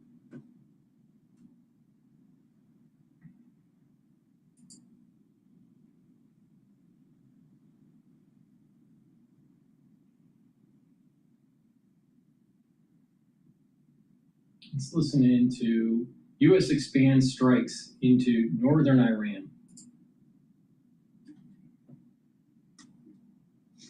Welcome back in, and we want to pivot gears now and continue talking about the ongoing conflict over in Iran as the U.S. airstrikes hit northern Iran as it disables ships trying to run the blockade. The United States intensified its strikes targeting Iran early Thursday, hitting targets further north as American forces also fired into a ship it accused of trying to break its naval blockade on the Islamic Republic.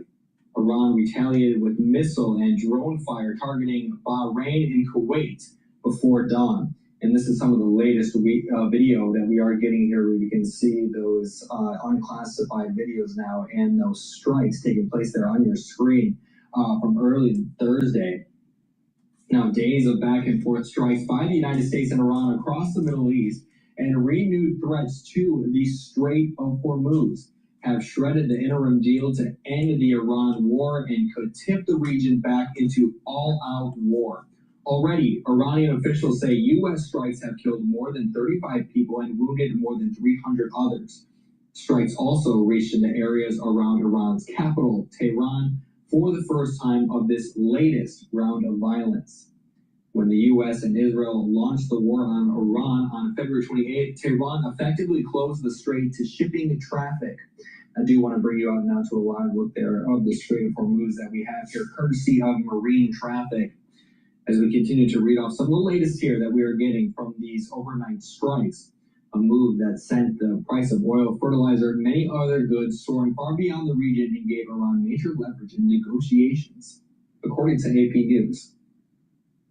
Now, the U.S. and Iran trade threats as attacks intensify as those rising prices pose a particular challenge to U.S. President Donald Trump and his Republican Party, which hopes to retain control of Congress in the elections in November.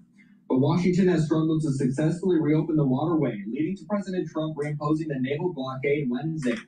Iran's parliament speaker and lead negotiator said Iran was prepared for a fuller military confrontation if the U.S. does not live up to the terms of the interim deal.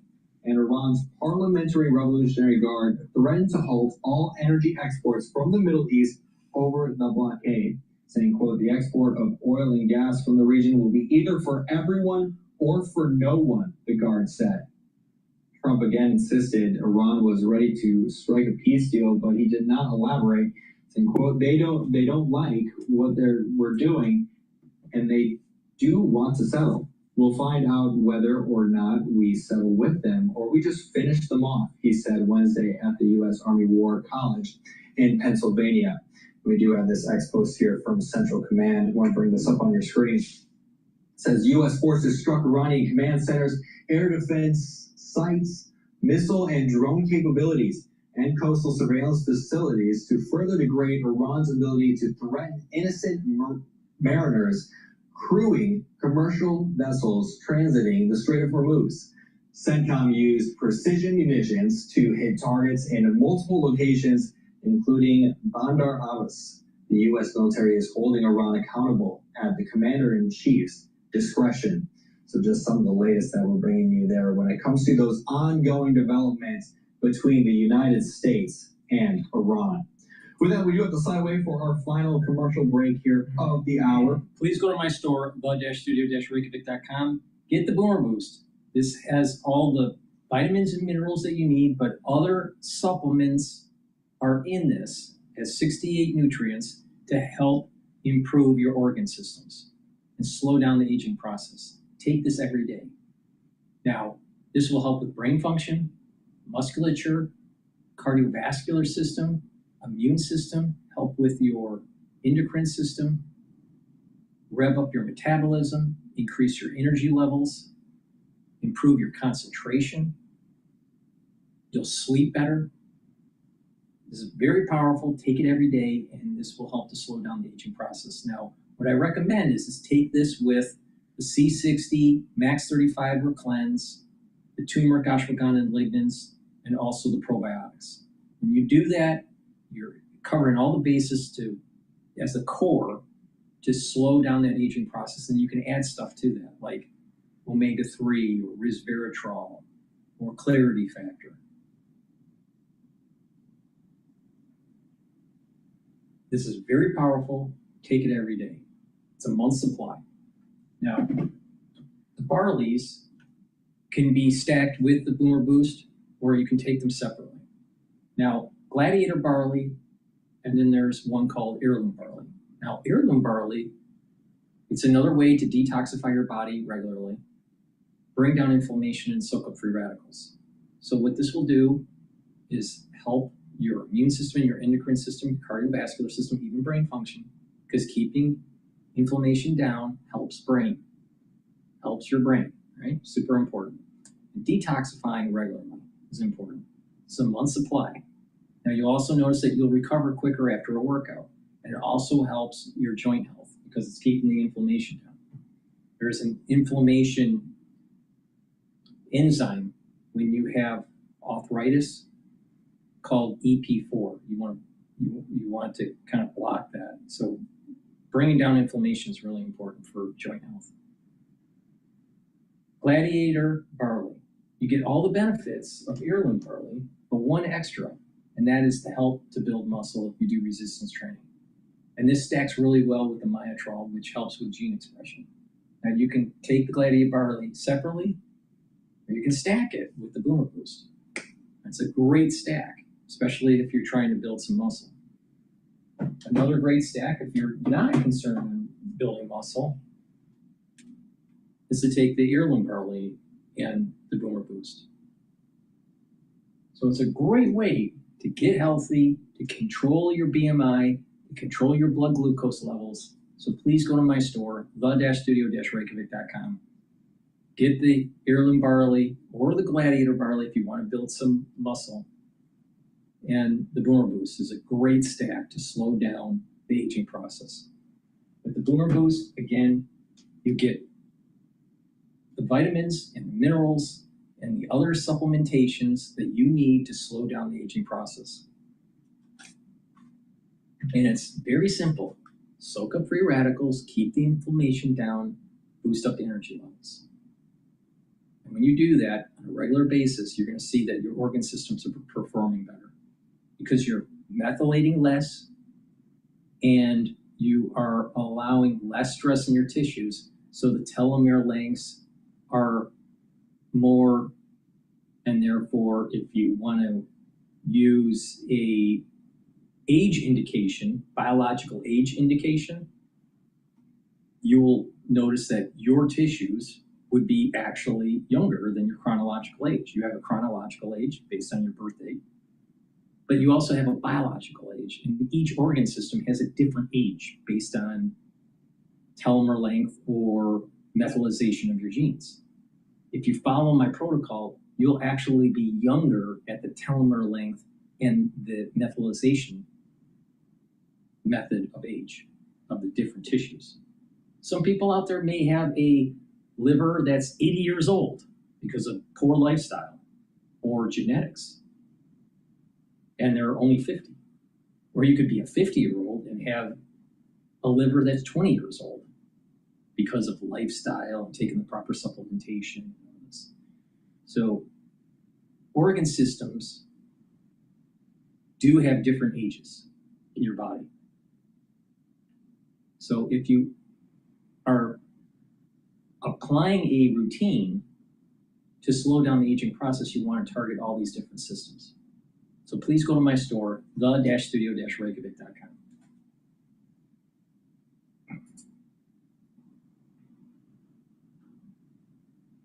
U.S. strikes tanker in Strait of Hormuz. Just happened 24 minutes ago. First, however, that battlefield is getting bigger by the day. The U.S. expanding airstrikes into northern Iran as well as the Strait of Hormuz. The president weighing new options to try and bring the regime to its knees. And how do you do that in the end? Good morning, everybody. It's Thursday. Let's get to it. I'm Bill Hemmer. Hello to you. Hello. Good morning. I'm Dana Perino, and this is America's Newsroom. The conflict in Iran is entering this new phase. For the first time, the U.S. striking targets near the capital of Tehran. The Iranians are retaliating with attacks on America's regional allies. So at the same time, the U.S. enforcing its naval blockade. Yesterday, American forces opened fire on an oil tanker that tried to get through. We shot a missile down the smokestack. The U.S. says the boat ignored multiple warnings to stop. Meanwhile, the Wall Street Journal reporting the president is leaning toward expanding military operations in Iran. Here's what he said yesterday. The Islamic Republic of Iran is not happy right now. Should have been done 47 years ago, and they want to settle so badly. They don't like what we're doing. And they do want to settle. We'll find out whether or not we settle with them or we just finish it off. Mike Tobin, live from Tel Aviv this morning. Hi, Mike. And Dana, with the blockade now active, the U.S. has been on the offensive. As you mentioned, one ship has been fired on. This is a tanker flagged out of Curacao named the Belma. The U.S. says the big ship was headed toward Iran's primary oil hub, Harangue Island. The ship ignored multiple warnings, so U.S. aircraft fired multiple Hellfire missiles into the smokestack. Two tankers were turned around the previous day. The U.S. has also fired deeper into Iran than it had previously in this round of fighting. This comes from Iran state media, so it's not confirmed by the U.S., but air defenses near Tehran triggered yesterday. Also, barracks for Iran's 388 Mechanized Infantry Division were hit. The town is Aranchar to the southeast. That brigade operated tanks and armored vehicles. All the public statements we get from Iran are defiant. The criminal United States continues its lawlessness and its efforts to destabilize the region. First, we once again stress that under no circumstances and in no way will we allow the United States, as a foreign and extra-regional country, to interfere in the Strait of Hormuz. This is Iran's inviolable red line. A woman with dual U.S.-Iran citizenship has been released from Iranian captivity. Dena Karari was arrested while visiting family back in 2024 and charged with espionage. She's been released. Her lawyer posted that she's traveling back to the U.S. and grateful to President Trump for her release. And Iran has once again been firing at its neighbors. The Petra news agency out of Jordan says that 8 hostile aircraft now, were intercepted. Iran said, what is very interesting, a few episodes ago, I believe it was last week, I stated that with that MOU, the Memorandum of Understanding, it didn't say anything about hostages. Why were the individuals within the Trump administration not talking about hostages? Now, how I became aware of the hostages in Iran was actually from a former hostage that was released, and he did a lecture that I saw about his experience. And he mentioned, you know what? It's very strange that the Trump administration is not talking about the current hostages that are there. And that he thought that the administration needs to use the MOU and this ceasefire as a means to get the hostages back. Now, I said this a week ago, maybe a week and a half ago. And nobody in the news was talking about this. Nobody. And then all of a sudden, the MOU collapses, and what do we have? A hostage release. Now, why is it that the media didn't ask questions to the Trump administration during the press or during the Pentagon press briefings, or even with the gaggle with the president. I don't remember any of them asking this question. Now, maybe they did and I missed it, but for sure, the media didn't say anything about this woman that was a hostage. You would think that it should have been part of the discussion since the war started. Once again, I talk about something and 2 weeks later, the mainstream media starts talking about it. They're always behind. The mainstream media is always behind. We saw this 1,000 times because of the crisis of 2020, because they're just too stupid. They're too stupid, too slow.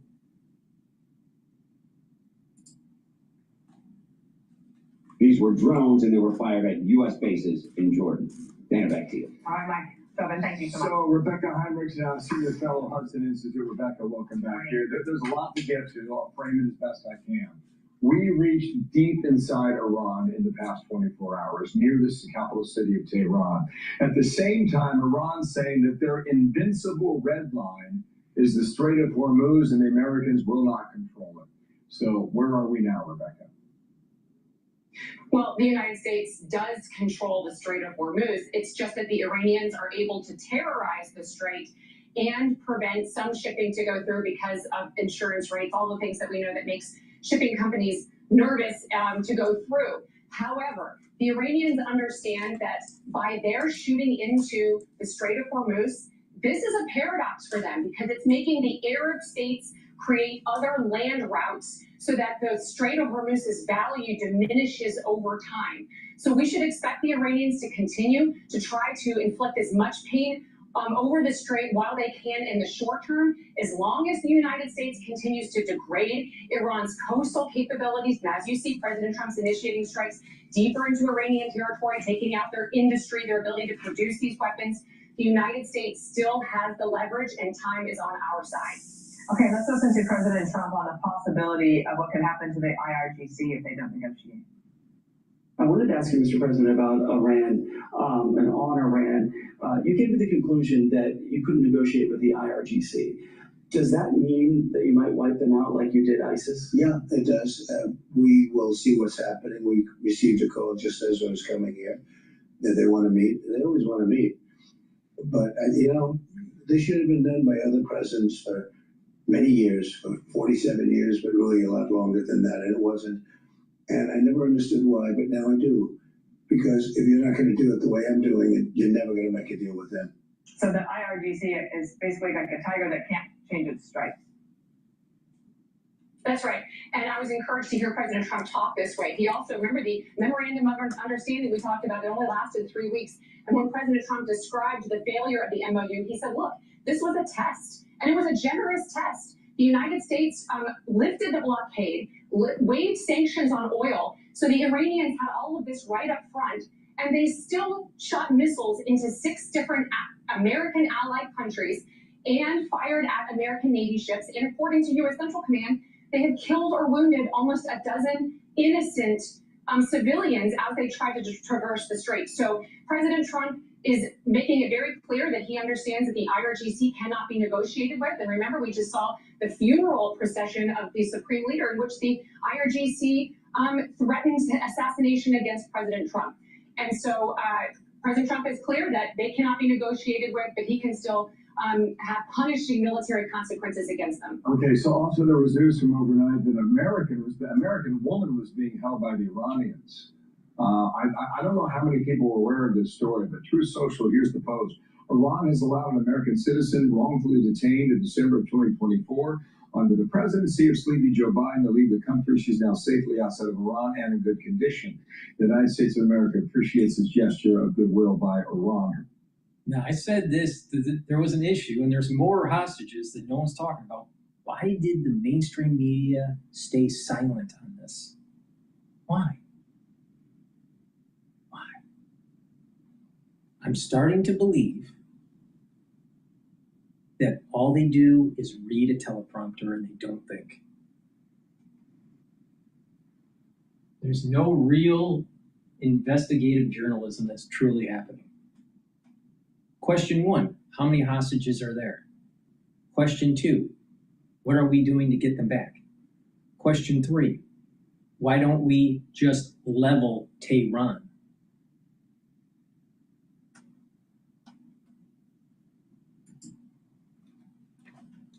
Was Dina Karari, a U.S. Iranian citizen who runs a nonprofit, and she had been charged of espionage.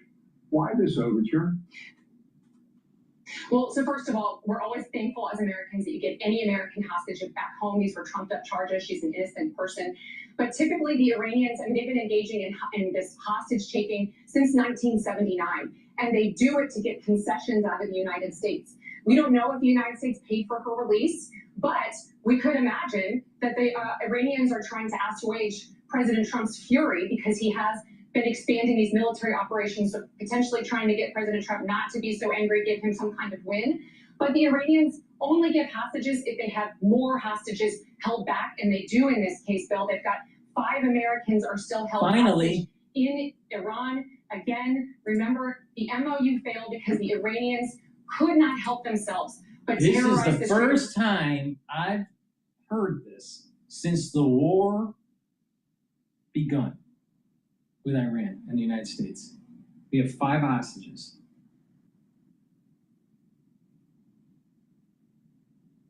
A president should say, Iran, give us the hostages. Or we're going to level your capital. You have 72 hours. 72 hours clicks by, they don't believe the threat, you level Tehran with gravity bombs. You don't need to use expensive warheads like Tomahawk missiles and that kind of weaponry. B-52 bomber, dropping gravity bombs, level Tehran. And then they'll pay attention. Because the ones that are running the show in Tehran, the ones that are running the show in Iran, they don't know anything but force. Why? Because they're thugs. And this is the reason why we're in the problem that we're in. And Trump being the taco guy, Trump always chickens out, has only exacerbated the problem. So what do we need to do? Stop being taco and start killing.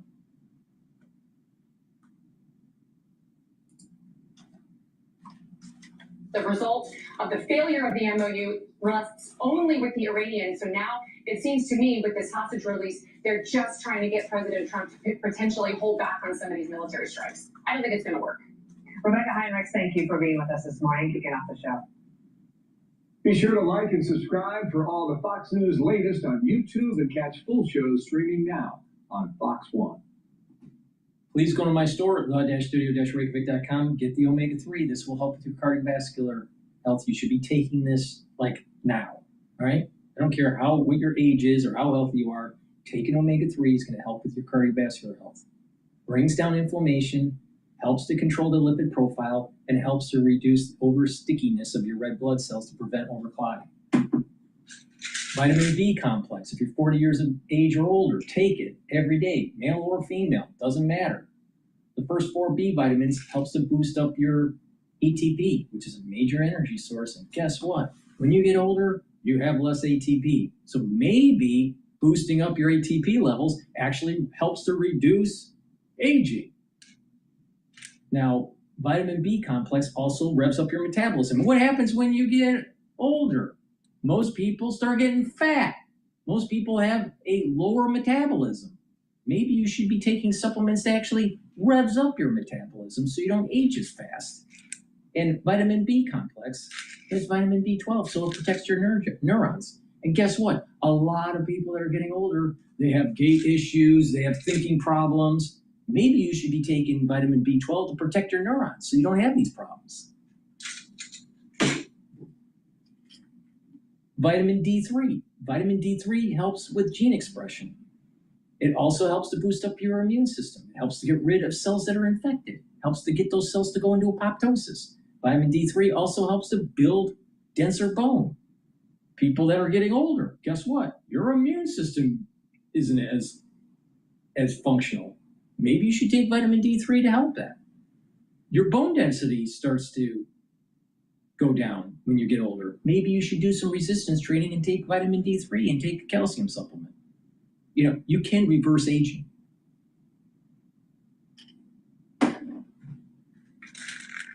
Clarity factor. Should be taking this every day.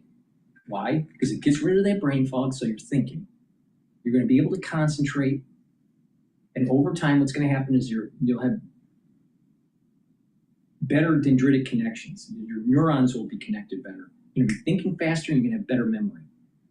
This will help with brain function. And guess what? When you get older, your brain function starts to decline. You actually start declining brain function at age 30, 35. It's just asymptomatic, usually. Once you hit 50, you start feeling the symptoms of it, where your memory starts to fade, your concentration starts to go down, your sleep pattern starts to change. All these things happen, but you can stop that. And the earlier that you focus on brain health, the better you are. Because once the neurons are dead, too late. So it behooves you to listen to me. Focus on keeping those dendritic connections robust. Take the clarity factor. So everything I just said would help to slow down the aging process. Clarity factor helps with brain function. Vitamin B complex revs up that metabolism, boosts up those energy levels, and protects the neuron. Vitamin D3 helps with osteopenia and osteoporosis. And omega-3 boosts up and helps your cardiovascular system. And when you have better blood flow to your brain, don't you think your brain will be healthier? The answer is yes. So please go to my store, the-studio-reykjavik.com, and just listen to me. Take these every day. And guess what? You're going to live a better life. Unless you get hit by a bus.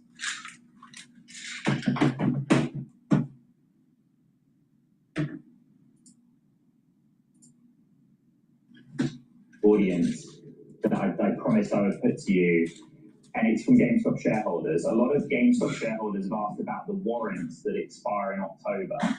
You know, another recent or relatively recent financial transaction from the company. What should they expect happens with those warrants between now and in October of this year? I don't have a crystal ball. I can't answer that question. Okay. Their expectation is that when they expire, I think the date October 26th, is that's the outcome. Ed, people that have invested alongside me when it comes to Chewy or GameStop and me committing $500 million into eBay, they've done very, very well. So I don't have a crystal ball. I can't predict the future, nor can anyone that I've ever met. But GameStop is a business that was on the brink of bankruptcy, and everybody was betting against it for good reason. And now the company is making more money than it's ever made in its history. All right, that was Ryan Cohen. He is the GameStop CEO speaking with Bloomberg Tech anchor Ed Ludlow in a wide-ranging interview about a variety of topics, but particularly the GameStop's intention or expectation that it would like to buy eBay. Right, and the interesting news that eBay has not responded at all to that offer. And Ryan Cohen sees his offer as one that adds value and points to his track record at Chewy and at GameStop. Always an interesting interview with Mr. Cohen. All right, let's get a reset of these markets, so we can do that with a Bloomberg Business Flash with Charlie. All right, I thank you very much. And here's what's going on. We got GameStop up by 0.9%. eBay shares, they are in the red. We've got eBay tumbling now by 1.1%. And this Bloomberg Business Flash is brought to you by Golden Crest Metals. Inflation, tariffs, and volatility have some investors turning to gold for stability. To get a free gold and silver info guide, learn how to add metals to your IRA or 401k, tax and penalty free. Don't buy into the whole gold stupid. That's so dumb. It's so dumb. If you take a 10-year, 20-year, 30-year, 50-year analysis of the S&P 500, all right, and you look at the performance of gold. You would have made more money in equities than in gold. Now, you can use gold as a means for hedging, but you can do that with treasuries. Now, people are saying, you really think that the treasury market for the United States is going to implode and that the United States would default? Because if they did, your little gold position won't mean anything. And if gold was so precious, why are people selling it? You ever wonder that? Oh, you're so smart that you'll be buying gold. You're so smart. And the person selling it is so dumb. Really? Maybe it's the other way around. This whole run to the hills with gold doesn't work. You're only hurting yourself. There's other ways to do it, like Texas tea, oil. Because gold doesn't run the world, but energy does. Energy does.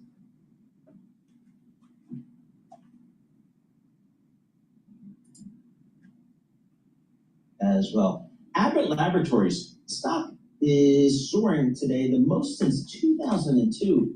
I guess the street liked their earnings for the second quarter and probably more importantly, their guidance going forward.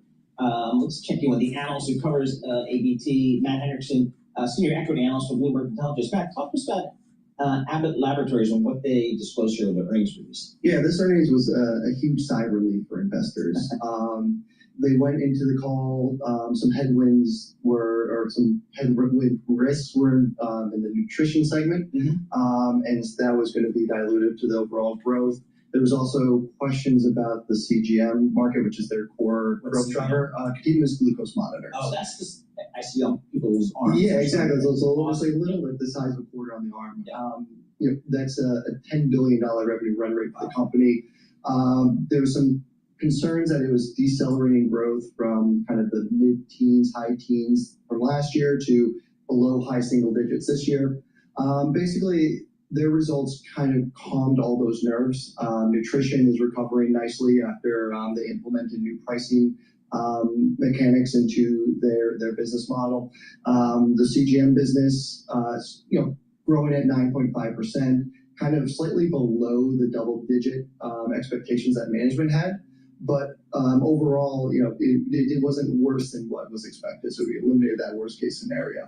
Okay. We're going to go to a clip dealing with Besant delivers remarks on far-left political terrorism. Interesting, the Treasury Department Secretary is talking about that. Please go to my store, the-studio-reykjavik.com. Get the Myotrol. If you're 40 years of age or older, male or female, take Myotrol, do some resistance training. This will help to build muscle and reduce atrophy. Really important. Now, Myotrol has polyphenols, flavonoids, and lignans to help with the gene expression to build muscle. When you get older, you can't produce muscle as easily because your gene expression has changed. And I keep on saying, if you follow my protocol, you'll have youthful gene expression. So please go to my store, get the Myotrol. This will help to build muscle and maintain it, and also help the health of your mitochondria so you have the energy to maintain your muscles. If you're an athlete, younger or older, you'll benefit from this.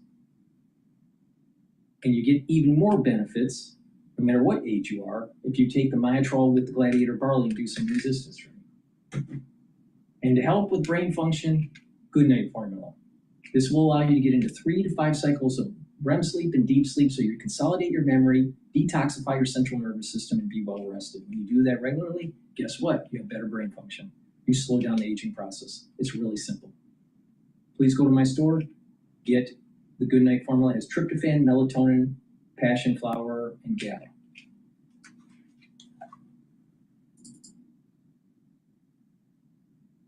Stop calling me. You sound like a psycho, I swear to God. I'm calling you to let you know that we're going to pay off every loan you have. Like, it's literally a good thing. Good morning.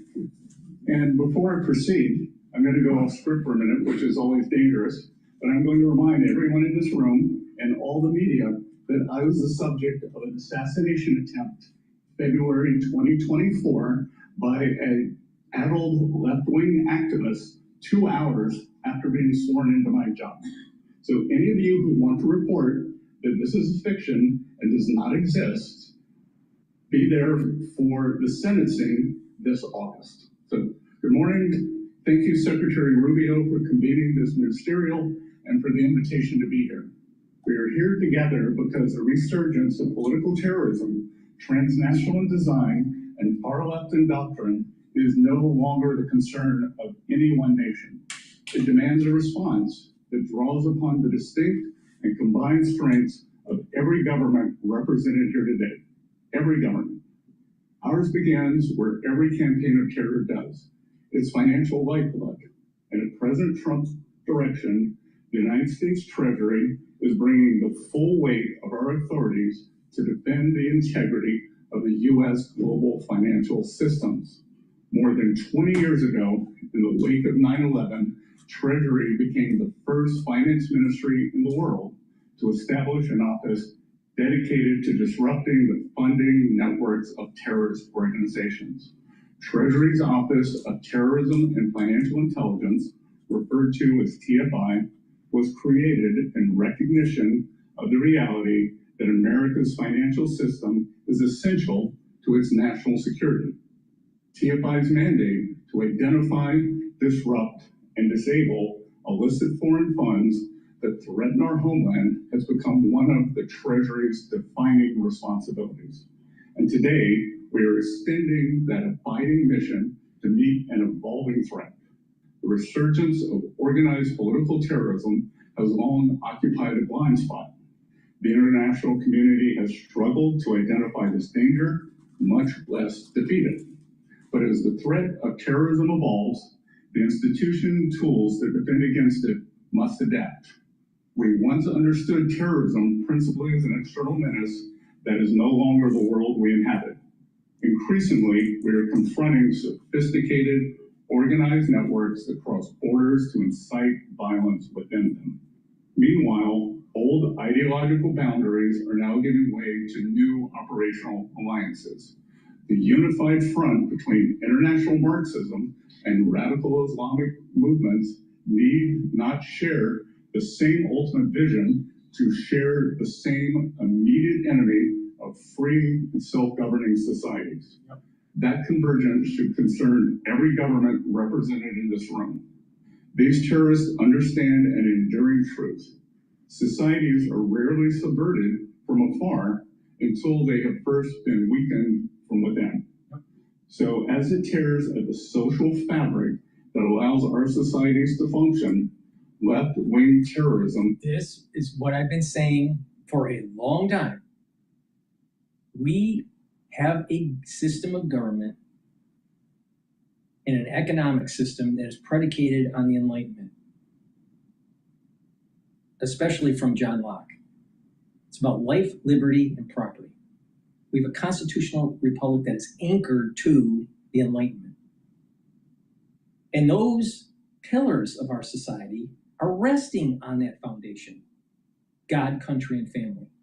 Now, when you look at the ultra-lib, when you look at this, the democratic socialists or the far left, they want to erode that foundation because they don't believe in the Enlightenment.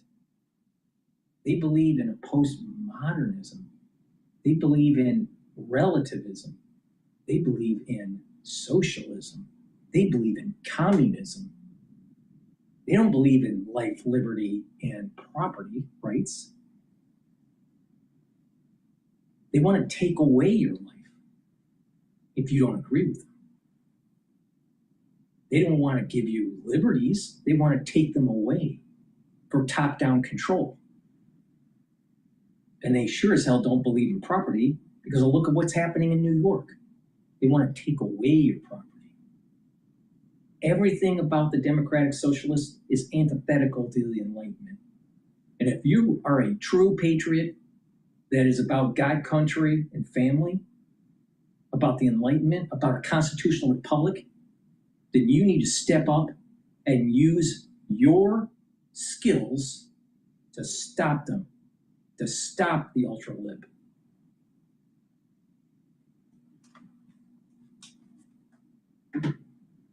cancer.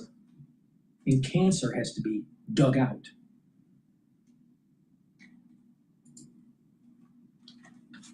Is the visible manifestation of a much broader and more insidious effort to undermine the philosophies that built Western civilization and sustain all we hold dear. Some of these activities are overt. This is the AC device my team spent 3 years building because every air conditioner on the market kept letting people down. Every cooling solution has the same fundamental flaw, and nobody was fixing it. You see, some of these activities are overt. Bombings, assassinations, and organized violence in our streets. Others are quieter. Campaigns to suppress speech, intimidate political opposition, and sabotage our national institutions. Of course, whatever form they take, none of these attacks sustain themselves. Violence requires money, channels through which funding can move, and institutions behind which it can hide. Increasingly, legitimate nonprofit and charitable structures are being exploited as a mechanism to conceal the movement of illicit funds to support political terrorism. For Treasury, the application of our authorities to combat these networks represents the natural evolution of our mission. Through our Office of Foreign Assets Control, the Financial Crimes Enforcement Network, and IRSCI, we have spent decades developing the world's most sophisticated financial counterterrorism capabilities. And now we are mobilizing some of the same tools that we have deployed against terrorists abroad to confront this emerging threat here at home. Like every form of illicit finance, these networks rely on the global financial system. It is our mandate to deny terrorist groups access to those channels. Now, we think of nonprofits and charities as good, altruistic organizations, and most of them are. We think they represent the very best of civil society. Many of them do. But the very qualities that make these institutions worthy of the public's trust can also make them appealing to those who endeavor to exploit them. At President Trump's direction, Treasury is expanding its efforts to identify organizations that abuse charitable and nonprofit structures as vehicles for illicit finance. We are examining where tax-exempt status has been exploited, where charitable entities have become financial conduits for foreign influence activity, and how those entrusted with stewardship of these organizations have instead enabled violence. Where the evidence leads, we will not hesitate to follow. And of course, we will hold these organizations, officers, directors accountable. And just as financial institutions must know their clients, they must know their grantees. That work is well underway. In the fall, the United States designated 4 far-left Antifa extremist groups abroad as foreign terrorist organizations, denying them access to the U.S. financial system and depriving them of resources they need to carry out attacks. Meanwhile, in this administration alone, OFAC has also sanctioned 17 sham charities and nonprofit organizations for funding Hamas's terrorist activities and operations. As Treasury continues to map and disrupt the flow of funding that enables these entities to operate, no terror organization should delude itself into the belief that its financing lies beyond our reach. No facilitator should assume that anonymity confers impunity, and no jurisdiction should expect to enable or harbor these activities without consequence. To be clear, in the fight against domestic terrorism, we must respect the constitutional rights, freedom of speech, association, and assembly of all Americans. As such, it is important to emphasize that Treasury will act based on suspected unlawful conduct by these terror organizations, not because of their beliefs or ideologies. At Treasury, this work is mission critical, but we cannot do it alone. The threat is transnational. Our response must be no less so. Indeed, our cooperation must be as disciplined as the networks we seek to dismantle. The global financial system is one of the great achievements of the modern world, and we never must allow it to become a sanctuary for those who seek to subvert it. So on behalf of the United States Treasury, let there be no uncertainty about the work before us and the resolve with which we will undertake it. We will identify illicit funding, however artfully it is concealed. We will dismantle the networks that sustain political terrorism, however respectable their fronts may be. We will pursue those who enable political violence, however distant their jurisdictions, and we will deepen our collaboration with every nation represented in this room for as long as this work requires. This is our commitment, and we ask that you make yours too. Secretary Rubio, thank you again for convening us here this morning. Let us work together to translate the spirit of this ministerial into a commitment that endures well beyond it. And let us deny our adversaries the one thing on which they count most, that those of us assembled in this room will grow weary in our cooperation before they do. Thank you all for being here today, and the U.S. Treasury looks forward to working with you. Thank you.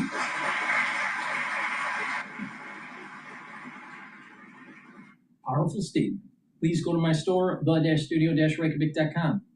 Get the collagen. This will help with your skin, nails, hair, health, also help with your musculature, joints, and bone density. Very important. It's a month's supply. Take it every day. Resveratrol helps with youthful gene expression, helps to get rid of cells that are in senescence, helps to boost up the health of your mitochondria. It soaks up free radicals. You'll have more energy, and it helps the basal layer of your skin, so you look younger. But not only that, you're helping with that youthful gene expression. This stacks really well with C60. Digestive enzyme complex, super important to reduce the load on your pancreas. They'll help you to break up carbohydrates, proteins, and lipids. You'll be able to absorb your nutrients easier, less load on your digestive system. It helps your pancreas. And by doing that, you're going to be able to have your digestive system heal. A lot of people's digestion is terrible. Now, a big part of it is that they're not eating properly. You need to have a balanced diet, stay away from processed foods. Processed foods causes havoc to your digestive system. So proper diet and proper supplementation. Digestive enzyme complex has the enzymes to help you digest the carbohydrates, proteins, and lipids that you consume. In addition is bromelain, and bromelain also helps to break up clots. And it has the proteolytic enzymes that helps to break up glycoproteins. Super important during the cold season. So it behooves you to take this and help with your digestion and help with your pancreatic health. If you're 40 years of age or older, male or female, your pancreas doesn't function as well as when you were younger. So please go to my store and get the digestive enzyme complex. Use discount 5, get $5 off. Go to my store, the-studio-reykjavik.com. The link is in the description of this video.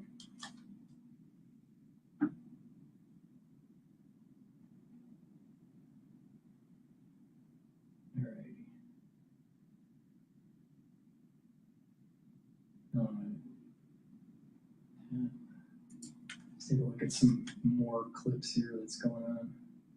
How stems deal.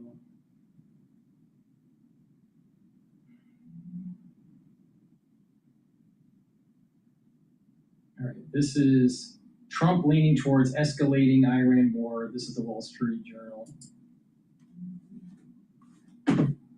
Hey, before you skip this ad, this is John Ossoff in Georgia. And I'm the only Democratic U.S. Senator running for re-election in a state that does. The U.S. launched new strikes on Iran for a sixth straight day, and Tehran retaliated, targeting assets in Kuwait, Bahrain, and Jordan. The Strait of Hormuz remains effectively closed, and Iran is now threatened to threatening to close other oil and gas export routes to the officials tell the Wall Street Journal Trump is leaning towards expanding military options in Iran, is now threatening to close other oil and gas export routes that the U.S. relies on. Meanwhile, U.S. officials tell the Wall Street Journal Trump is leaning towards expanding military options in Iran. His options include stepping up airstrikes and even sending in ground forces to seize islands near the Strait. Joining me now to discuss, Lieutenant General Mark Hertling, a retired commander of U.S. Army Europe, and MS Now military analyst Peter and Laura still with us. General, what do you make of the president's reported leaning towards expanding operations, especially with the options I just laid out?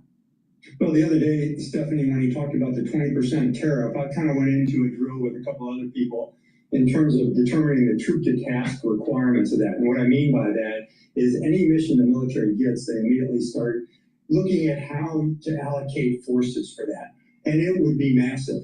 If you're talking about a smaller element, perhaps to actually conduct an amphibious landing, as an example, on an island, or looking at securing the shoreline to try and prevent any kind of drones or missiles coming in, it's still an awesome task in terms of the number of forces you would need.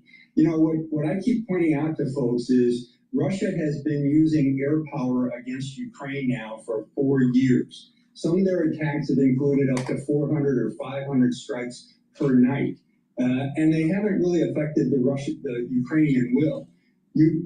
Iran is 3 times the size of Ukraine. It's a much bigger country. It's going to be very difficult to try and affect anything that would stop them from using the drones and missiles that they've been using, even though the Defense Department has said multiple times they've obliterated things and they've, all their ships are at the bottom of the sea and they don't have any power. It's interesting that on this 6th night of renewed attacks, Iran is still launching attacks against 4 different Arab nations, as well as preventing ships from moving through the strait.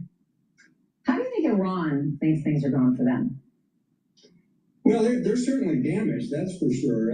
They are not destroyed. They are not defeated. They still have capabilities, and they still have a lot of, I would suggest, ammunition in the mountainous regions. They can reallocate and readjust, and they've been doing just that. You know, they know that their citizens are being killed, but they're also measuring some other factors. What is the will of the IRGC? What is the will of the Ayatollah? How are the people supporting this? They've been attacked, and they've had several thousand citizens killed by U.S. airstrikes. So I'm sure they're conducting a metric assessment in terms of how much longer can they support a conflict against the United States. And they know when they're considering their enemy, us, that we have timelines, the president has some timelines that he has to accomplish, and he's not doing that. So they're assessing it just as we are. It is not anything more than a stalemate right now, and I don't think it could conclude in anything more than a draw. Military power is not going to end that. We've seen that, again, in the Russian campaign against Ukraine. No matter how many times you bomb a country, that doesn't bring them to the conference table. You've got to do more things than that. Peter, you wrote something that really struck me. You said Trump is finding out in real time that he cannot just impose his will on Iran. He knows the war is unpopular, but he doesn't want to look weak, right? When I think about Trump 1.0, he was very frustrated with Bill Barr, frustrated with Jeff Sessions. He wanted the wall between us and Mexico. He wanted them to pay for it. He couldn't get a lot of things done that he wanted.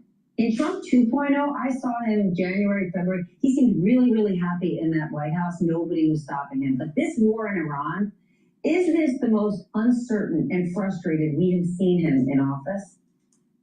I mean, it's certainly up there. I mean, we just talked about the election, obviously. That's a different category of fish. But in terms of governance, yeah, it's hard to see something that has gone so far out of his control. And I think that does frustrate him. He's used to being able to dominate.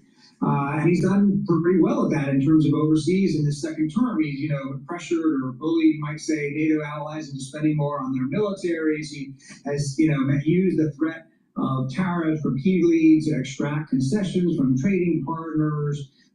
He managed the snatch and grab in Venezuela that basically gave him control of another country without a whole lot of seeming, difficulty. And so I think he got used to the idea that things were working his way and that he could bull his way through any challenge. And Iran is a different kettle of fish, as the general was just talking about. It's not going to simply bow down to him. It's not going to simply cater to him. And the problem is that the increasing military force at this point, given the bombardment that Iran has already endured, doesn't seem like it's going to change his calculations. So he doesn't seem to have a strategy going forward. He seems to be kind of flailing, looking for something that's going to work. Diplomatic outreach one day, military force the next, be the ones getting him to where he wants to go.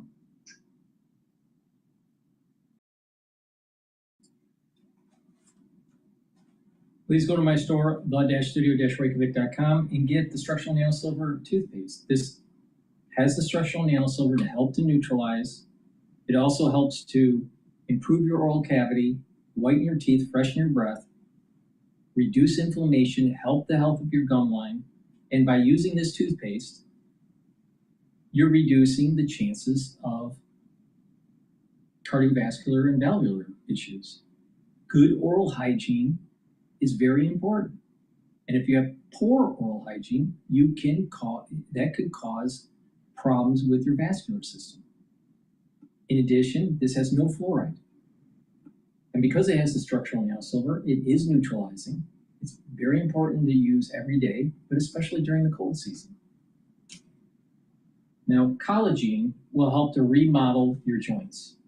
You take it every day and you do a simple exercise. You open up the joint up to the point of pain and a little bit more, just a little bit more, and then count to 30 seconds or so, 20 to 30 seconds, and then release. And do that 3 times.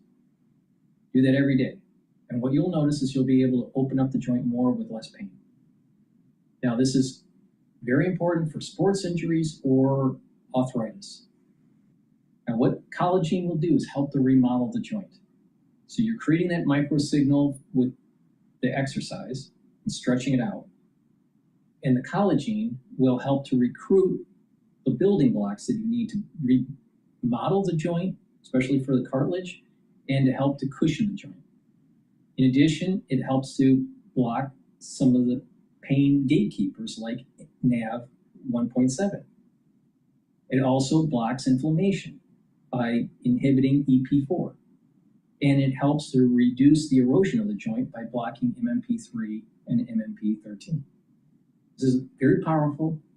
Do the exercise, take the collagen. For added benefit, also stack it with the collagen. So you have the building blocks that help to build and remodel the joint, while this is helping recruit those building blocks. So please go to my store, the-studio-reykjavik.com, and get the collagen. And lastly, C60. You can get it in MCT coconut oil, avocado oil, or extra virgin olive oil. You can get it in a 2 ounce, a 4 ounce, or an 8 ounce configuration. It is cheaper per ounce to get the higher ounce configuration, so you can save some money.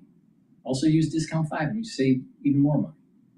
In addition, C60, by taking a teaspoon a day, will soak up those free radicals, help to bring down inflammation and stress in the tissues.